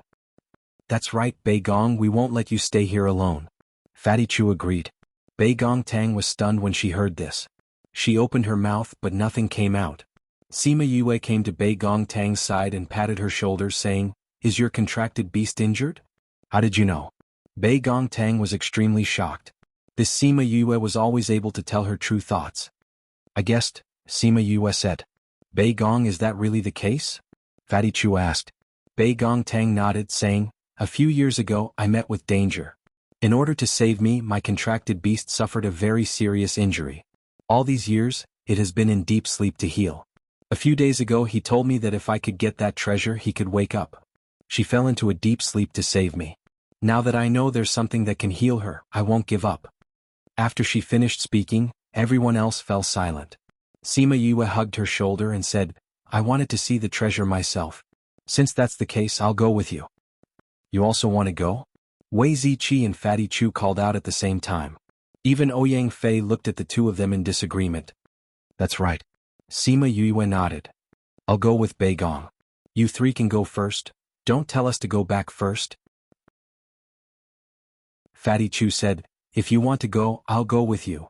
Wei Ziqi thought for a while and said, although I don't know what that thing is that it's so attractive to the two of you, since you want to go, count me in. One more person means one more strength. I won't leave alone either. Yang Fei said. You guys. Bei Gongtang looked at Wei Ziqi and the others. Seeing the smile on Sima Yue's face, she suddenly felt her nose sour. That warm feeling in her heart had not appeared for a long time. She always felt that she was not close to them, but she never thought that they would treat her like this. Alright, since everyone wants to go, the treasure won't just be for you. Sima Yue said with a smile when she saw how touched Bei Gongtang was. Yue, what do you mean? Fatty Chu asked. Since everyone has decided to go together, I'll explain the situation there to everyone. After I'm done, you guys can decide if you want to go or not. Sima Yue said. Yue, how did you know? Don't ask me how I know, just listen to what I have to say. Sima Yue said, that treasure is the golden snake fruit that rarely appears in this world. What kind of treasure is the golden snake fruit? Ouyang Fei and Bei Gongtang were shocked, while Fatty Chu and Wei Ziqi were puzzled. Although Bei Gongtang knew that the treasure was not ordinary, she never thought that it would actually be the golden snake fruit. No wonder Meng Ji would wake up and tell her this. The golden snake fruit blossoms every 700 years, bears fruit every 700 years and ripens every 700 years. If the golden snake fruit is taken directly, it can raise a person's cultivation. The effect of refining it into a pill is even better, so it's a treasure that people and spirit beasts fight over. Sima Yue explained. Damn, it's so powerful. Fatty Chu said in shock. That's why it attracted so many treasures. Sima Yue said, but now is not the time to discuss the value of the golden snake fruit. You guys also know that there will always be powerful spirit beasts by the side of treasures. This golden snake fruit is protected by a spirit beast. Spirit beast. The other four sucked in a breath. This spirit beast was an existence comparable to a spirit paragon. If it was placed in the continent, it would be a peak existence. If they wanted to snatch the 7 golden snake fruits from the spirit beast's mouth, the difficulty could be imagined. Not only that. Sima Yue continued to speak. When this golden snake fruit ripens, its fragrance will spread for thousands of miles, attracting all the spirit beasts nearby. Recently we have rarely met any powerful spirit beasts. Because the golden snake fruit is about to ripen, those spirit beasts have all gone to the inner regions. So other than that spirit beast, we may meet countless spirit beasts. Hiss, everyone had already been shocked speechless by her words. Also, Sima Yue looked at their expressions and wanted to tell them if what she said was correct. Also, there are those experts who have come to the mountain in the past month, right? Ouyang Fei said. Sima Yue nodded her head. They had been in the mountain for half a month and had seen many powers go to the inner regions. She did not need to say this, everyone understood. Oh my god, this battle formation is too scary. Fatty Chu found his voice after a long time and sighed. So you have to consider carefully whether you want to go or not. Sima Yue said, Bei Gong and I have our reasons for not going, but you don't have to take the risk. After all, although that thing is good, it is also very dangerous.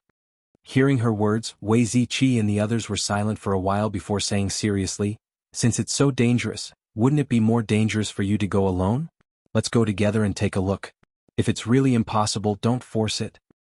I promised young Master Yulu that I would take good care of you. If you don't go back, how can I go back? Fatty Chu said. I'm interested in that treasure. Ouyang Fei said. Bei Gongtang sniffled and suppressed her emotions. She looked at them and said, no matter what the result is, Bei Gong will never forget your friendship. I want to go myself, so you don't have to count me in. Sima Yue said as she shrugged her shoulders. Seeing her shameless expression, Bei Gongtang smiled happily for the first time. Chapter 79.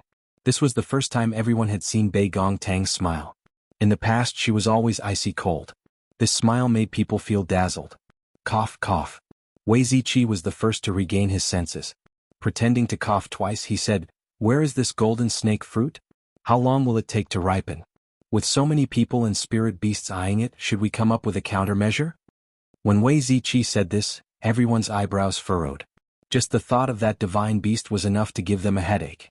On top of that, all the spirit beasts in the mountain range had been attracted over, as well as those who were eyeing them covetously. Without a plan, it would be very difficult for them to succeed. This golden snake fruit still has 7 days to mature. Let's first find the place and then check out the situation there. Let's think of a countermeasure later. Sima Yue said. But where is the golden snake fruit? Which direction should we go? Fatty Chu asked. I know the general direction. If we go to the inner region, it should be easy to find that place. Sima Yue said. Since that's the case, let's go check out the situation first. Yang Fei said. Wait. Sima Yue called out to them. Seeing that they had turned around to look at her, she said, the fire wolf's corpse has always been with me. I'll give it to you now. If we're forced to separate, you can take it back to complete the mission. As she spoke, she took out all the corpses of the fire wolves from her interspatial ring. She gave each of them a few corpses and put them into their own interspatial rings. Then they began their journey. Actually, Sima Yue didn't know the way either, but with Mo Sha giving them directions, they just needed to hurry. 3 days later, they arrived at the inner area of the mountain range where the golden snake fruit was located. Following the footprints left behind by those people, they arrived at a mountain. The golden snake fruit was in the middle of a cliff, more than 100 meters above the ground. The other slopes in the other directions were filled with people, while the valley was occupied by countless spirit beasts. Sima Yue and the rest came to an empty space. They were shocked when they saw the situation around them. So many people and spirit beasts. Wei Ziqi sighed. You want to snatch the golden snake fruit from the hands of so many people and spirit beasts? Yang Fei didn't finish his sentence, but everyone understood what he meant. That was simply impossible. No matter what, I won't give up so easily. Bei Gong Tang clenched her fist and said. Is that the golden snake fruit? Fatty Chu pointed at the golden snake fruit tree in the middle of the cliff and asked. In such a high place, even if there is no one else wanting to pluck this golden snake fruit would not be easy. Wei Ziqi said. Although the cliff is high, it is not straight. There is a slope at the bottom. Sima Yue said after observing for a while. But a normal person wouldn't be able to climb up. At least we won't be able to climb up. Fatty Chu said. Right now, we can only see if we can take advantage of the chaos caused by the ripening of the golden snake fruit. Yang Fei said, Bei Gong, if it really doesn't work, I understand. Bei Gong Tang nodded. If she really couldn't think of a way, she wouldn't force it. If he really lost his life because of this, then it really wasn't worth it. Moreover, she still had so many things waiting for her to do. I'm just afraid that taking advantage of the chaos won't be easy. Sima Yue rubbed her chin as she pondered. Looks like we really have to think of a way. Yue, look, isn't that the general? Fatty Chu suddenly pointed at a tent and said. Sima Yue looked over and sure enough, Sima Lai had brought a few people from the general's residence to set up camp on the hill opposite the golden snake fruit. Why is grandfather here? Seeing Sima Lai observing from outside the tent, she immediately hid behind Fatty Chu and said to the others, Anyway, there are still 4 days until the golden snake fruit ripens. Let's leave this place first. That's good too. If we stay here, I'm afraid that we will become a stumbling block for those powers. Wei Ziqi said. Nobody knew why Sima Yue didn't want to look for Sima Lai, but they really didn't have much use here, so they nodded and left together. The 5 of them avoided the others and quietly went down the mountain. They came to the mountaintop beside and found a place to rest. Yue, why did you run away when you saw the general and the others? Fatty Chu only asked the question in his heart after sitting down. If grandfather knew that we were here, he would definitely send people to bring us back. At that time, how would we be able to snatch the golden snake fruit? Sima Yue said. In the remaining 3 days, we can properly investigate the surrounding environment. Wei Ziqi said. That's good too. Right now, the spirit beast's attention is all on the golden snake fruit. The inner region is also much safer than usual. Bei Gong Tang said. Since that's the case, then we... Sima Yue hadn't finished speaking when her expression suddenly changed and she said, You guys wait for me here. I'll leave for a while. Yue, where are you going? Although the inner region is safer than usual, it's still very dangerous to be alone. Fatty Chu said. Did something happen? Wei Ziqi asked. Little Roar just transmitted a message to me. It seems that he met with some trouble. Sima Yue said anxiously. Although Little Roar kept saying that he was an ancient spirit beast, he didn't have much battle strength now. If he were to fight with someone, it was unknown who would win. Furthermore, if he didn't meet with any danger, he wouldn't have called her so anxiously. Thinking of this, her heart burned with anxiety and she couldn't wait to rush over. We'll go with you. Bei Gong Tang said. Sima Yue looked at everyone and saw that they were determined not to let her leave alone. She nodded her head and said, Ye Guang, bring us to find Little Roar. Just as everyone was wondering who Ye Guang was, a majestic iron claw tiger appeared in front of everyone. Master, quickly come up. Ye Guang also felt that Little Roar was in danger and turned into his original form as he spoke. It can talk. It's another spirit beast? Looking at Yaguang and then looking at Sima Yue, everyone was extremely shocked. They didn't think that other than Little Roar, she actually had another spirit beast. However, now wasn't the time to be shocked. Everyone quickly calmed themselves down and jumped onto Yaguang's back. Yaguang said, "Hold on tight." Then he sped off. They followed Little Roar's senses and advanced. After half an hour, they finally arrived at Little Roar's location.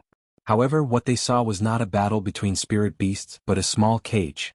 Little Roar and a small bird were lying down with their eyes listlessly. Their heads were drooping. One look and they knew that something was wrong. Ever since Little Roar woke up, Sima Yue had never seen him so listless. Seeing him like this, her heart ached. However, she was also vexed. Previously, she shouldn't have listened to Little Roar's words and allowed him to wander around the mountain. If not, he wouldn't have ended up like this. As if sensing Sima Yue's arrival, Little Roar, who was lying in the cage, suddenly looked towards the place where they were hiding. Just as she was about to go save Little Roar, the two people who were drinking in the middle started to talk about the spirit beast they had captured. Sima Yue didn't think that they would bump into a huge conspiracy on this trip.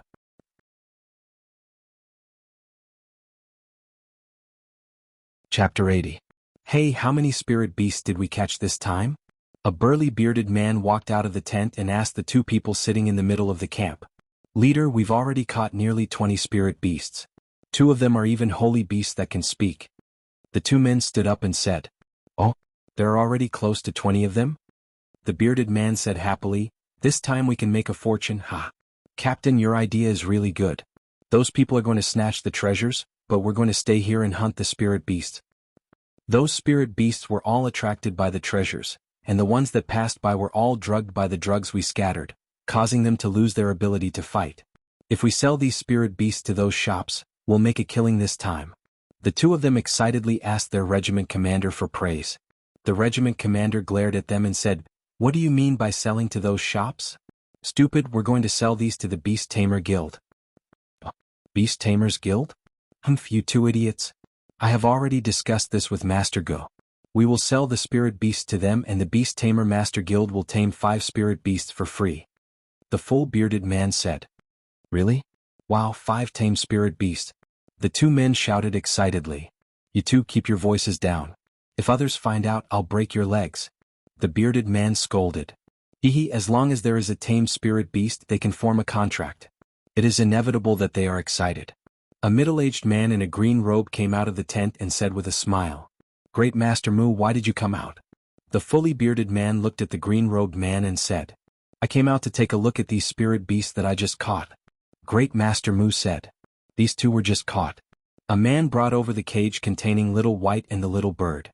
The fully bearded man looked at Little Roar and Little Bird and furrowed his eyebrows as he said, "Why did we only catch 2 of these spirit beasts this time? Are they spirit beasts?" Captain Hao, don't be angry. Although I've never seen these 2 spirit beasts before. Master Mu suddenly widened his eyes and looked at the little bird in surprise. This is a 4-winged rock. It really is the 4-winged rock. Master Mu came to the side of the cage and looked at the listless bird excitedly. He wanted to reach out and touch it, but he seemed to have some scruples. In the end, he danced around the cage. Great Master Mu, what kind of spirit beast is this 4-winged rock? Seeing Great Master Mu's appearance, Commander Hao and his group members all looked at him in confusion. Cough, cough. Master Mu pretended to be calm and said, "I've only seen this 4-winged rock in books, it's just an ordinary spirit beast." What kind of spirit beast is this rabbit-like thing? Why can't you recognize me? They obviously didn't believe Master Mu's words.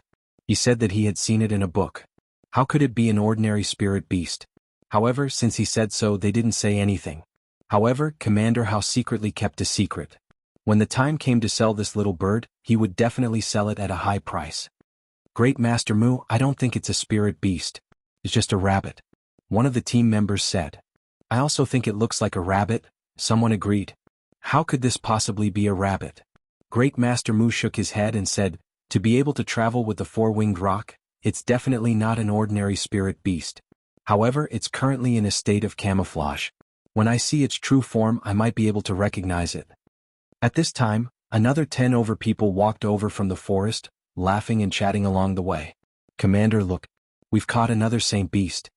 A young man carried a cage and walked over. Inside the cage was a first-level Saint Beast Black Panther. Commander, the medicine you gave us is really good. This fellow was still very fierce just now. I didn't think that once it smelled the medicine, it would transform into this state, allowing us to capture it. Haha, Great Master Mu, looks like our harvest this time is not bad. Commander Hao said with a big laugh. Seeing that they had caught another Saint Beast, Great Master Mu's face also smiled like a chrysanthemum, repeatedly saying, "Not bad, not bad. Commander, we met this brat on the way here." Those people pushed a person over from behind. Sima Yue and the rest took a look and saw that the person who was tied up was someone familiar. "Qing Wuya, what is he doing here?" Fatty Chu said. "How you Kai, you actually disregarded the agreement between humans and used medicine to kill spirit beasts in large quantities." Qing Wuya glared at Hao Yu Kai and said angrily, "Oh, isn't this the young commander of the Green Mountain Mercenary Group? Aren't you taking on those small missions in Yen City? What are you doing here in the inner regions?" Hao Yu Kai obviously knew Qing Wuya, and from his tone of voice, the relationship between the two mercenary groups was not friendly. Damn it, they actually dared to treat spirit beasts like this.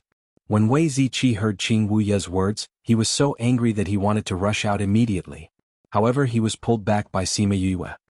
"They have the advantage in numbers now and we can't call out our contracted beasts. Just based on the few of us, how can we fight them? Furthermore, those people are much stronger than us." "But, Ziqi, don't panic. You will definitely think of a way to deal with it. Little Roar is still in their hands." Fatty Chu comforted. "Ziqi, why are you so angry?"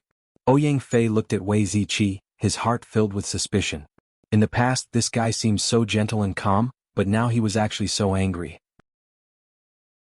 "That's right, Ziqi, why are you so angry?" Sima Yue also did not understand. "As a beast tamer master, every spirit beast is our friend.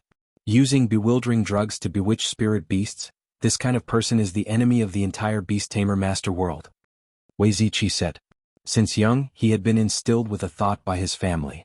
Spirit beasts were friends and only people who could resonate with spirit beasts would be able to tame higher-ranked spirit beasts. Furthermore, Wei Ziqi had interacted with spirit beasts since young and was already used to treating spirit beasts as a part of his life.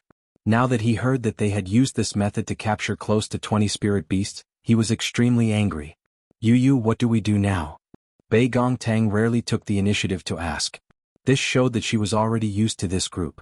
Sima Yue looked at Little Roar in the cage and said, "They have many people and we are not their opponents now. The most important thing now is to find out what kind of drug they are using. Since it is a type of bewildering drug that is used in the air, the antidote should also be able to spread through the air.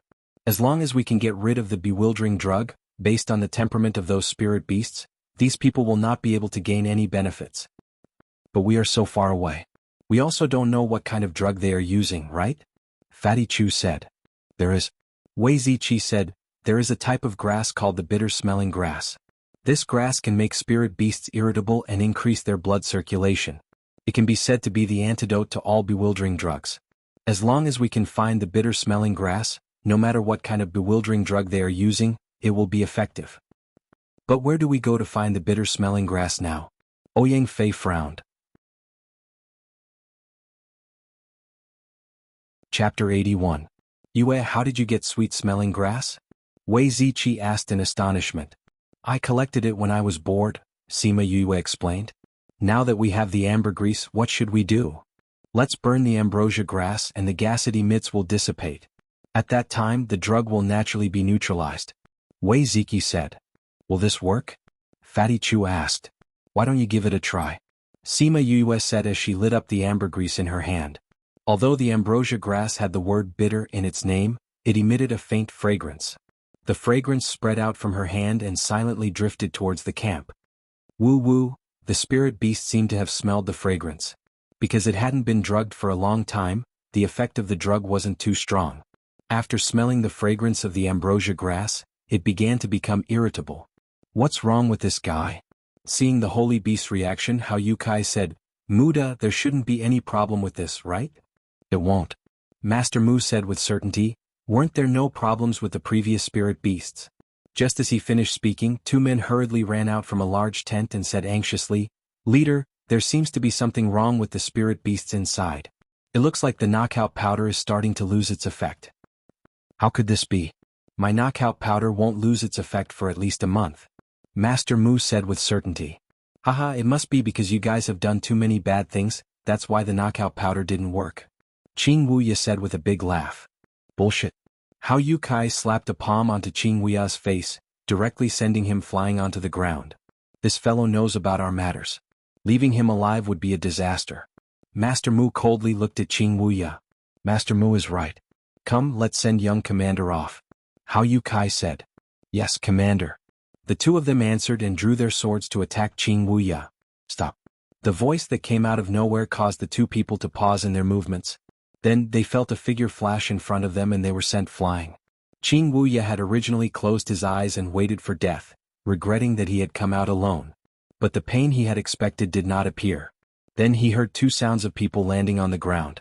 When he opened his eyes, he saw a cold figure standing in front of him. Little sister Bei Gong?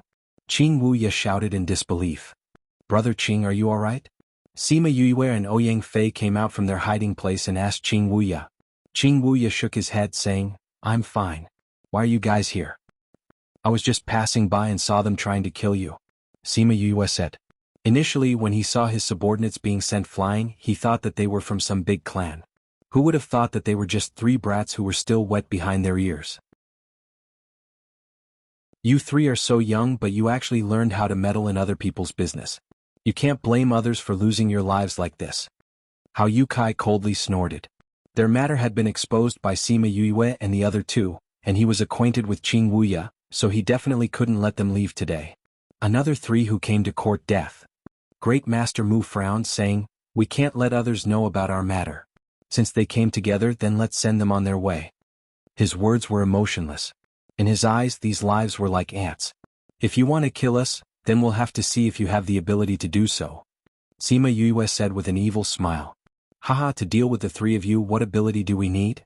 Hao Yukai laughed loudly, saying, Any two of us here can take care of you. Amo Akai, you guys go. Yes, Captain. Two burly men walked out from the group, laughing coldly as they walked towards Sima Yue and the others. Brats, if you want to blame someone, blame yourself for barging in and finding out about our plan. In this day and age, only dead people's mouths are the tightest. Imo, why are you still talking nonsense with them? Hurry up and go. Hao Yukai urged. Sima Yue and Ouyang Fei looked at each other and saw that Imo and Akai were approaching them. Both of them moved at the same time and ran towards them. While they were unprepared, they kicked them away. Ouyang Fei retracted his leg, not letting go of the person he kicked away, but glanced at Sima Yue from the corner of his eyes. He had been training his body, so his body was comparable to a sword master's. It was not surprising that he could kick a spirit master. What surprised him was that Sima Yue had such great strength that she could kick an adult away. It turned out that not only was she agile, but her strength was also shocking. *CKU. Imo and Akai felt that it was too embarrassing to be kicked away by the two kids in front of their teammates, especially when Great Master Mu was watching. However, they felt that it was because they were careless just now, which allowed the two to take advantage of the situation. Hence, the two of them got up from the ground and rushed towards Sima Yue and the others again. Run. Sima Yue shouted and started running in the campsite. Just as she finished speaking, she realized that Ouyang Fei had already run away. Damn it. Although they had discussed this beforehand, they did not think that Ouyang Fei would move so quickly. The two of them had already surveyed the area, so they did not run far. Instead, they circled around the campsite. Imo and Akai were panting as they chased after them, but they could not catch up. Chase them quickly, we can't let the two of them escape. Great Master Mu shouted. Quick, chase them quickly. If you let them escape, I'll have your heads. Hao Yukai also threatened. Hence, a few more people joined the group to chase after them. Qing Wuya saw that everyone's attention was on Sima Yue and the others, but if they wanted to escape, they would definitely be discovered. He came to Bei Gong Tang's side and said softly, Younger sister Bei Gong, I'll attract their attention in a while. Take the chance to run quickly. My mission is to protect you, not to run. Bei Gong Tang said faintly, just hold on for a while longer. Qing Wuya saw that Bei Gong Tang was not worried at all, and remembered that there were still two people missing. He guessed that they had some plans, so he did not rush her to leave. With a few more people chasing after them, Sima Yue and Ouyang Fei's skills were not bad, but two fists could not fight against four hands. Furthermore, there were so many people. The two of them were gradually forced together, and the people from the mercenary group formed a circle, surrounding the two of them in the middle. Brat, where are you going to run now? Imo did not think that they would spend so much time to surround the two of them. The two of them were like loaches. Every time they wanted to catch them, they would escape. Run. Sima Yue looked at the people surrounding her and shook her head, saying, "The ones who have to run now are not us but you guys. Ah, you guys are about to meet the King of Hell and you still dare to threaten us." Roar dash. Kai had not finished speaking when a roar came from the tent. Following that, a series of beastly roars came out, giving everyone a fright. Chapter 82. Chirp. The bird that was locked up with Little Roar also cried out. That cry was too sharp, causing people to cover their ears uncontrollably. "Master Mu, what's wrong with these spirit beasts?" Hao Yukai came to Master Mu's side and asked in a trembling voice. The mercenaries were all frightened by this situation. This is what happens when a spirit beast wakes up.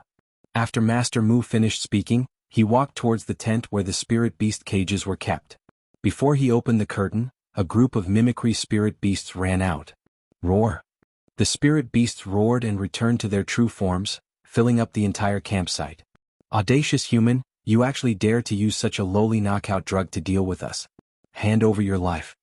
The holy beast that had recovered its strength looked at the mercenaries and roared as it pounced towards them. It was unknown when Sima Yue had arrived at the side of Little Roar's cage. She opened the cage and Little Roar pounced towards her. "Woo woo Yu, I thought I would never see you again." Little Roar cried in Sima Yue's embrace, but not a single tear could be seen. "Alright, stop pretending." Sima Yue grabbed Little Roar's neck and said, "Didn't you say that you were going out to investigate the situation? How did you get caught here?"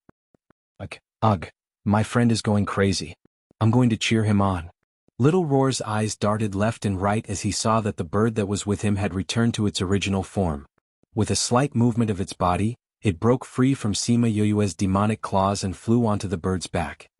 "Depeng, what do these people dare to catch? Let them have a taste of your power." Little Roar hooted on top of the four-winged rock. The mercenaries were all in a panic. These spirit beasts were brought back by them after they had knocked them out. Usually they wouldn't be able to deal with a few spirit beasts, but now there were so many of them. Moreover, all the spirit beasts looked at them with hatred. They couldn't wait to tear them apart. Hao Yukai watched as the spirit beasts came out one by one and transformed into their true forms in front of them. Trembling, he tugged at Great Master Mu's clothes and said, "Great Master Mu, didn't you say that the knockout drug would last for at least 1 or 2 months? Why are they all awake now?" Master Mu was no longer as awe-inspiring as before.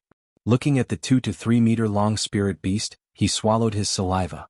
Hearing Hao Yotsai's words, he said, "You ask me, but who should I ask? Leader, it must be those guys."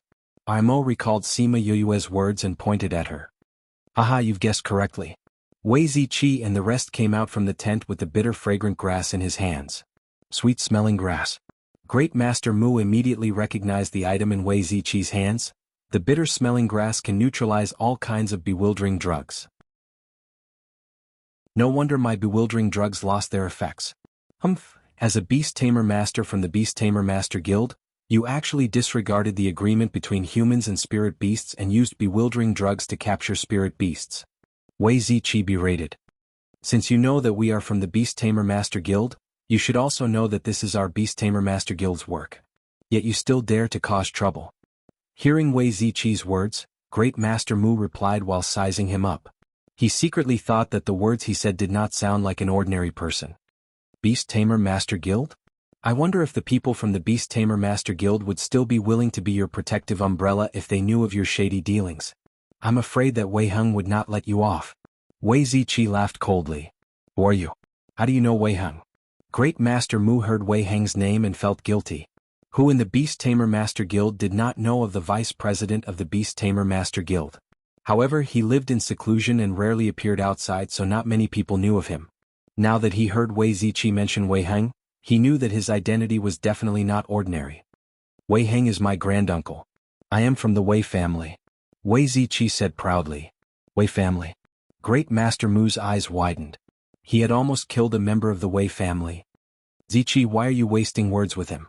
Those spirit beasts have more or less recovered. If we don't retreat now, I'm afraid that we will be implicated. Fatty Chu reminded from the side. The spirit beasts that had just woken up from the knockout drug were extremely irritable. Thinking about how they had been secretly imprisoned by the humans, they burned with anger. Now that they could see the people who had harmed them, they could not control their thoughts. Roar dash, the spirit beasts roared at them, then charged towards the mercenary group. Wei Ziqi and the others had already retreated far away, quickly running to an ancient tree far away. You guys actually arrived, but you didn't call us. Fatty Chu saw that Sima Yue and the other three were already sitting on a branch of a large tree and complained. We saw that you guys were chatting happily with them and did not want to disturb you. Bei Gong Tang said in a rare humorous tone. You guys did it on purpose. Fatty Chu sat on the branch and complained softly. Those spirit beasts have all become irritable. Why is Little Roar fine? Wei Ziqi looked at Little Roar, who was jumping around on the four-winged rock, and asked suspiciously. Sima Yue shrugged her shoulders and said, I don't know about this either. These spirit beasts are really ruthless. Everyone followed her gaze and looked over. A black panther had just torn Imo into two halves, and the scene was extremely bloody. The bitter-smelling grass originally caused the spirit beasts to become irritable. Adding on to the fact that they had been tricked by the humans, their hearts were filled with hatred. Naturally, their attacks were not light. Ouyang Fei's expression did not change as he said. Sima Yue and Bei Gong Tang did not have much of a reaction to this scene. These people had previously said that they would kill them to silence them, and had even violated the agreement. Now that they had ended up like this, they could only blame themselves. Fatty Chu and Wei Ziqi had never seen such a bloody scene before. Seeing the fresh blood splattered all over the ground, they subconsciously turned their heads. Although the mercenary group had more than 30 people compared to the 20 spirit beasts, their battle strength was relatively weak. Very quickly, those people were all killed by the spirit beasts. Those lower-ranked spirit beasts began to kill each other after killing the people. Little Roar. Sima Yue suddenly called out. Little Roar looked at her and cleared his throat. He suddenly raised his head and roared. Roar dash. It was strange to say that the spirit beasts that had been extremely violent and ready to fight suddenly quietened down. They crawled on the ground and did not look like they did before. Sima Yue jumped down from the tree branch and walked straight towards Little Roar and the others, leaving a few people staring at her with their mouths agape. Brother Sima, what kind of spirit beast is that? Qing Wuya asked blankly. We've never seen its original form. Fatty Chu said. However, even if we saw it, we might not be able to recognize it. To be able to make a group of spirit beasts submit, this is not something that an ordinary spirit beast can do. Wei Ziqi shook his head and said. In any case, it's a very awesome spirit beast. Fatty Chu said with a face full of pride, looking as if Little Roar was his contracted spirit beast. Shameless. Ouyang Fei walked past Fatty Chu and could not help but roll his eyes at him. Sima Yue arrived at the campsite from before. The corpses were strewn all over the place. She looked at Little Roar, the four-winged rock below, and realized that its eyes were still scarlet red.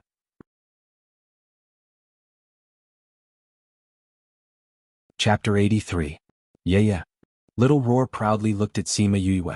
Compared to the four-winged rock's huge body, it was like comparing a mouse to an elephant. Sima Yue looked at Little Roar's proud eyes and said, Let them all leave. Little Roar replied, then roared at the spirit beasts. The spirit beasts left one after another, leaving behind only the four-winged rock. It's not going back? Sima Yue glanced at the four-winged rock and asked. Little Roar came down from the four-winged rock's back and crawled on top of her head, saying, Depeng is my friend. He came with me, so of course he won't leave. Sima Yue thought of the time when it tricked Ye Guang into forming a contract with her. Could it be that the four-winged rock was also tricked by it? Feeling her suspicion towards him, Little Roar said in his heart, When have I ever tricked others? Both Ye Guang and Depeng willingly followed me, okay? Don't think of me as someone who is full of evil tricks like you. Hearing Little Roar saying that she was full of evil tricks, Sima Yue pulled Little Roar down from her head. Before she could reprimand him, she saw the four-winged rock transform into its mimicry form and fly towards her. It landed on her shoulder and closed its eyes, falling asleep. Sima Yue tossed Little Roar aside when she felt Little Chick fall from her shoulder and reached out to catch Little Chick. You're biased. Little Roar roared. Sima Yue rolled her eyes at him, then looked at the bird in her palm and said, Why did it faint? Wei Ziqi walked over and said, Maybe it's because of the drug just now. Qing Wuya cupped his fists towards them and said, Wuya thanks all of you for saving my life today. If there's anything you need Wuya to do in the future, feel free to ask. Wuya will not hesitate to die 10,000 deaths. Big Brother Qing's words are too serious. Wei Ziqi raised both his hands and said, However, why is Big Brother Qing still in the Puluo mountain range? I'll tell you about this later.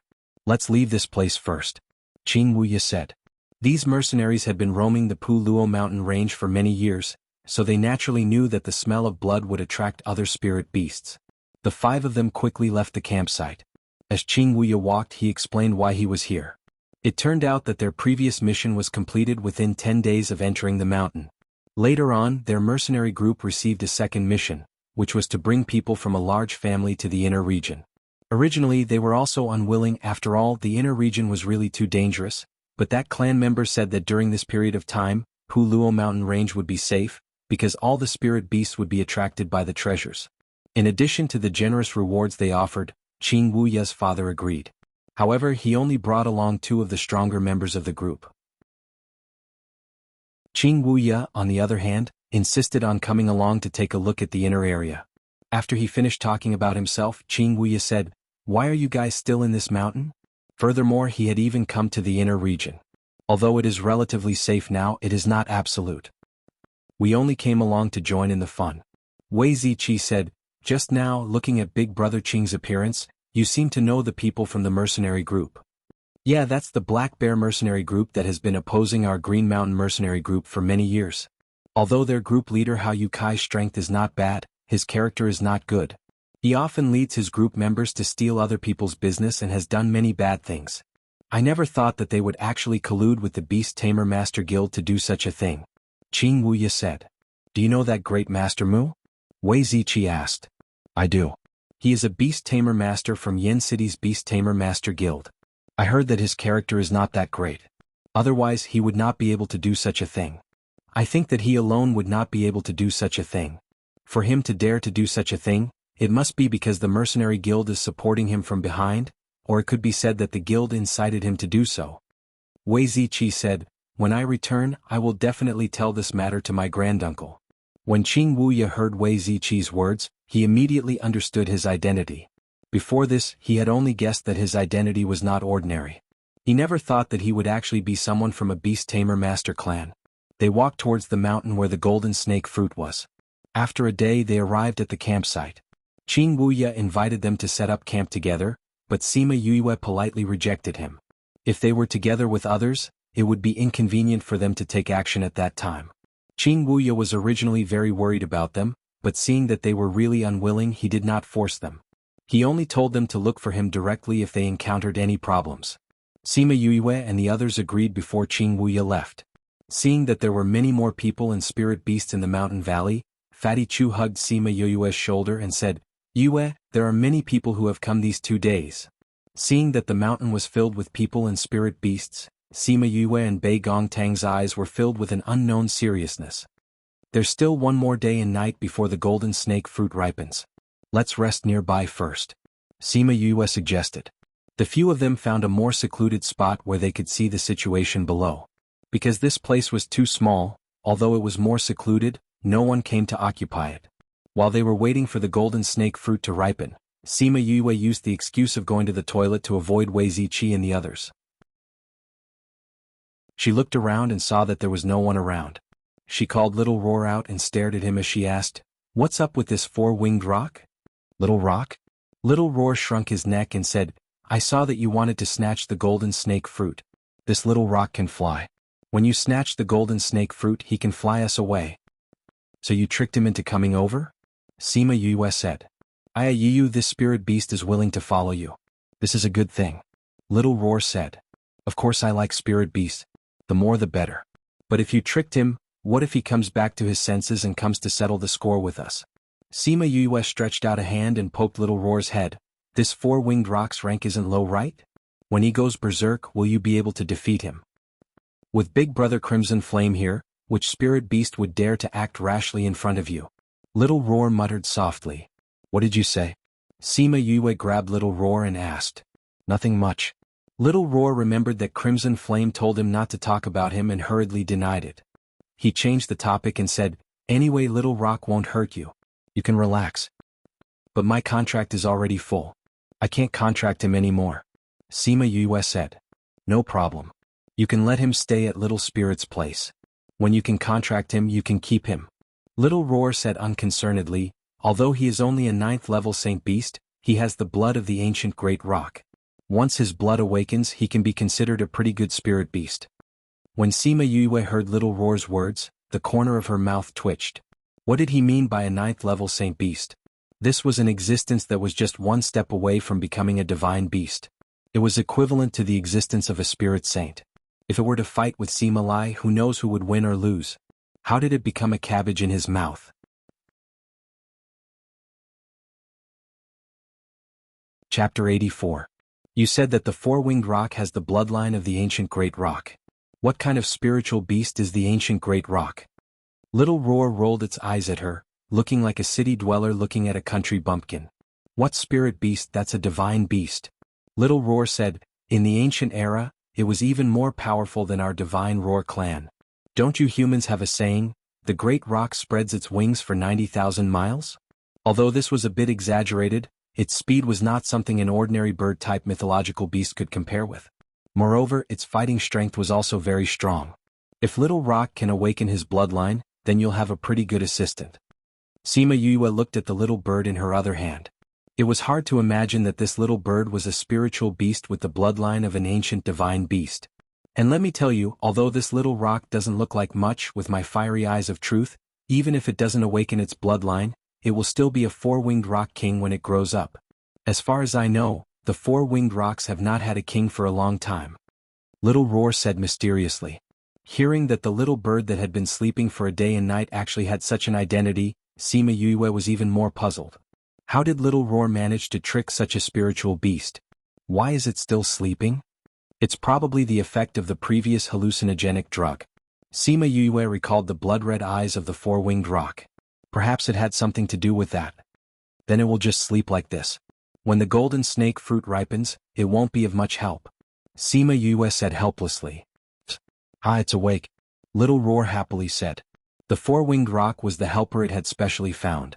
If it continued to sleep like this, wouldn't it have found it for nothing? Therefore, when it sensed that the four-winged rock had awakened, it was extremely happy. The four-winged rock's tightly shut eyes slowly opened. When it saw someone, its hazy gaze instantly became sharp, and all the feathers on its body stood up. After recognizing that it was Sima Yue, his body relaxed. You're awake? Sima Yue asked. Thank you for saving us, the four-winged rock said as it flapped its wings. Just conveniently.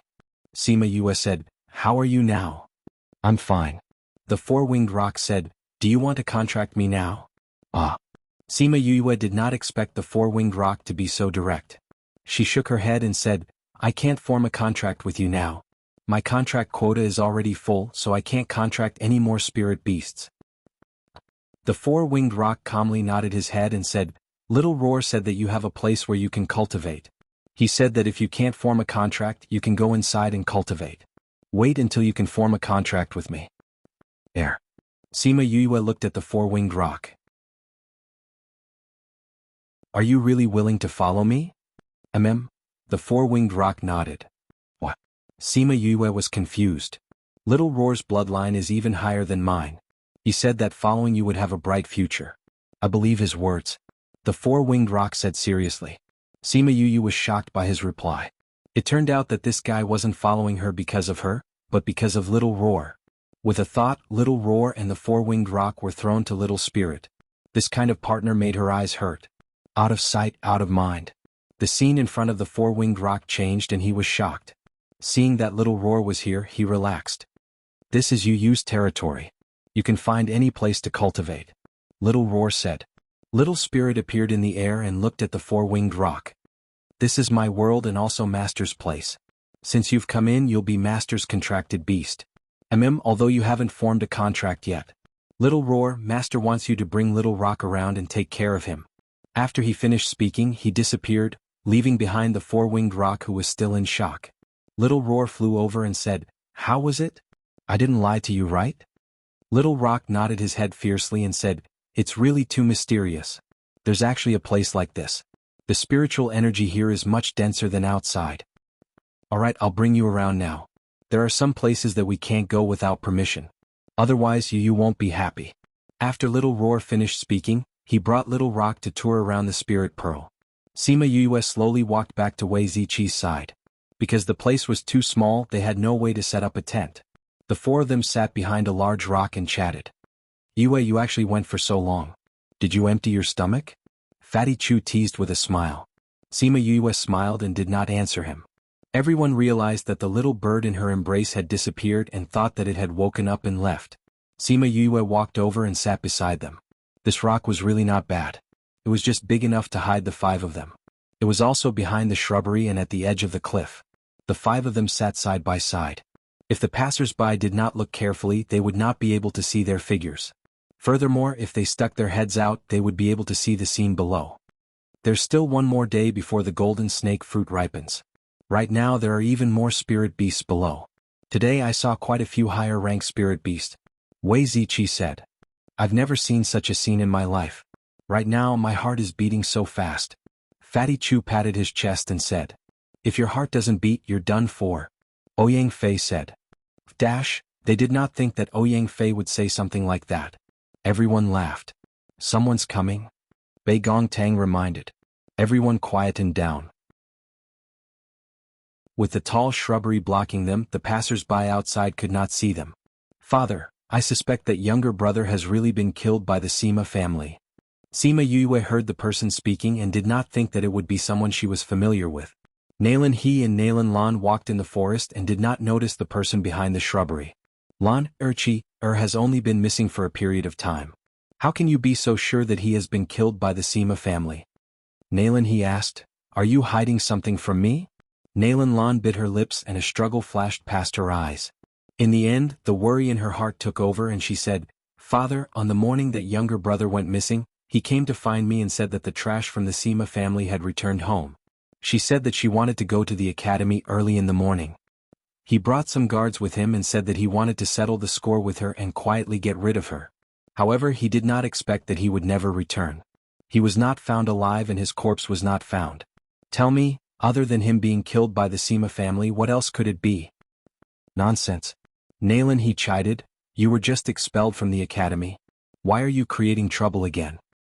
Father, I didn't ask younger brother to go. I also advised him at that time, but he didn't listen to me. Nalan Lan said aggrievedly, Father, this isn't the most important thing now. Younger brother has already been missing for more than a month. Should we go to the Sima family and ask? If the Sima family really dares to kill my son, my Nalan family will be irreconcilable with them. Nalan He gritted his teeth and said, Wait until we settle the matter of the golden snake fruit. When we go back we will go to the Sima family. The 2 of them walked far away as they talked. Sima Yue and the other 4 finally heaved a long sigh of relief. Sima Yue thought about how they said that they would go back and find trouble with the Sima family. She lifted her head and saw that everyone was looking at her. Tell me, is it you? You're tuning in to the Han Li's Wuxia Chronicles YouTube channel. We're so grateful for your support and don't forget to subscribe to join us on this incredible journey through captivating stories. Your generosity through donations truly makes a world of difference, as it's the primary source of revenue that allows me to expand and enhance this channel for you. Thank you from the bottom of my heart for being a part of this adventure.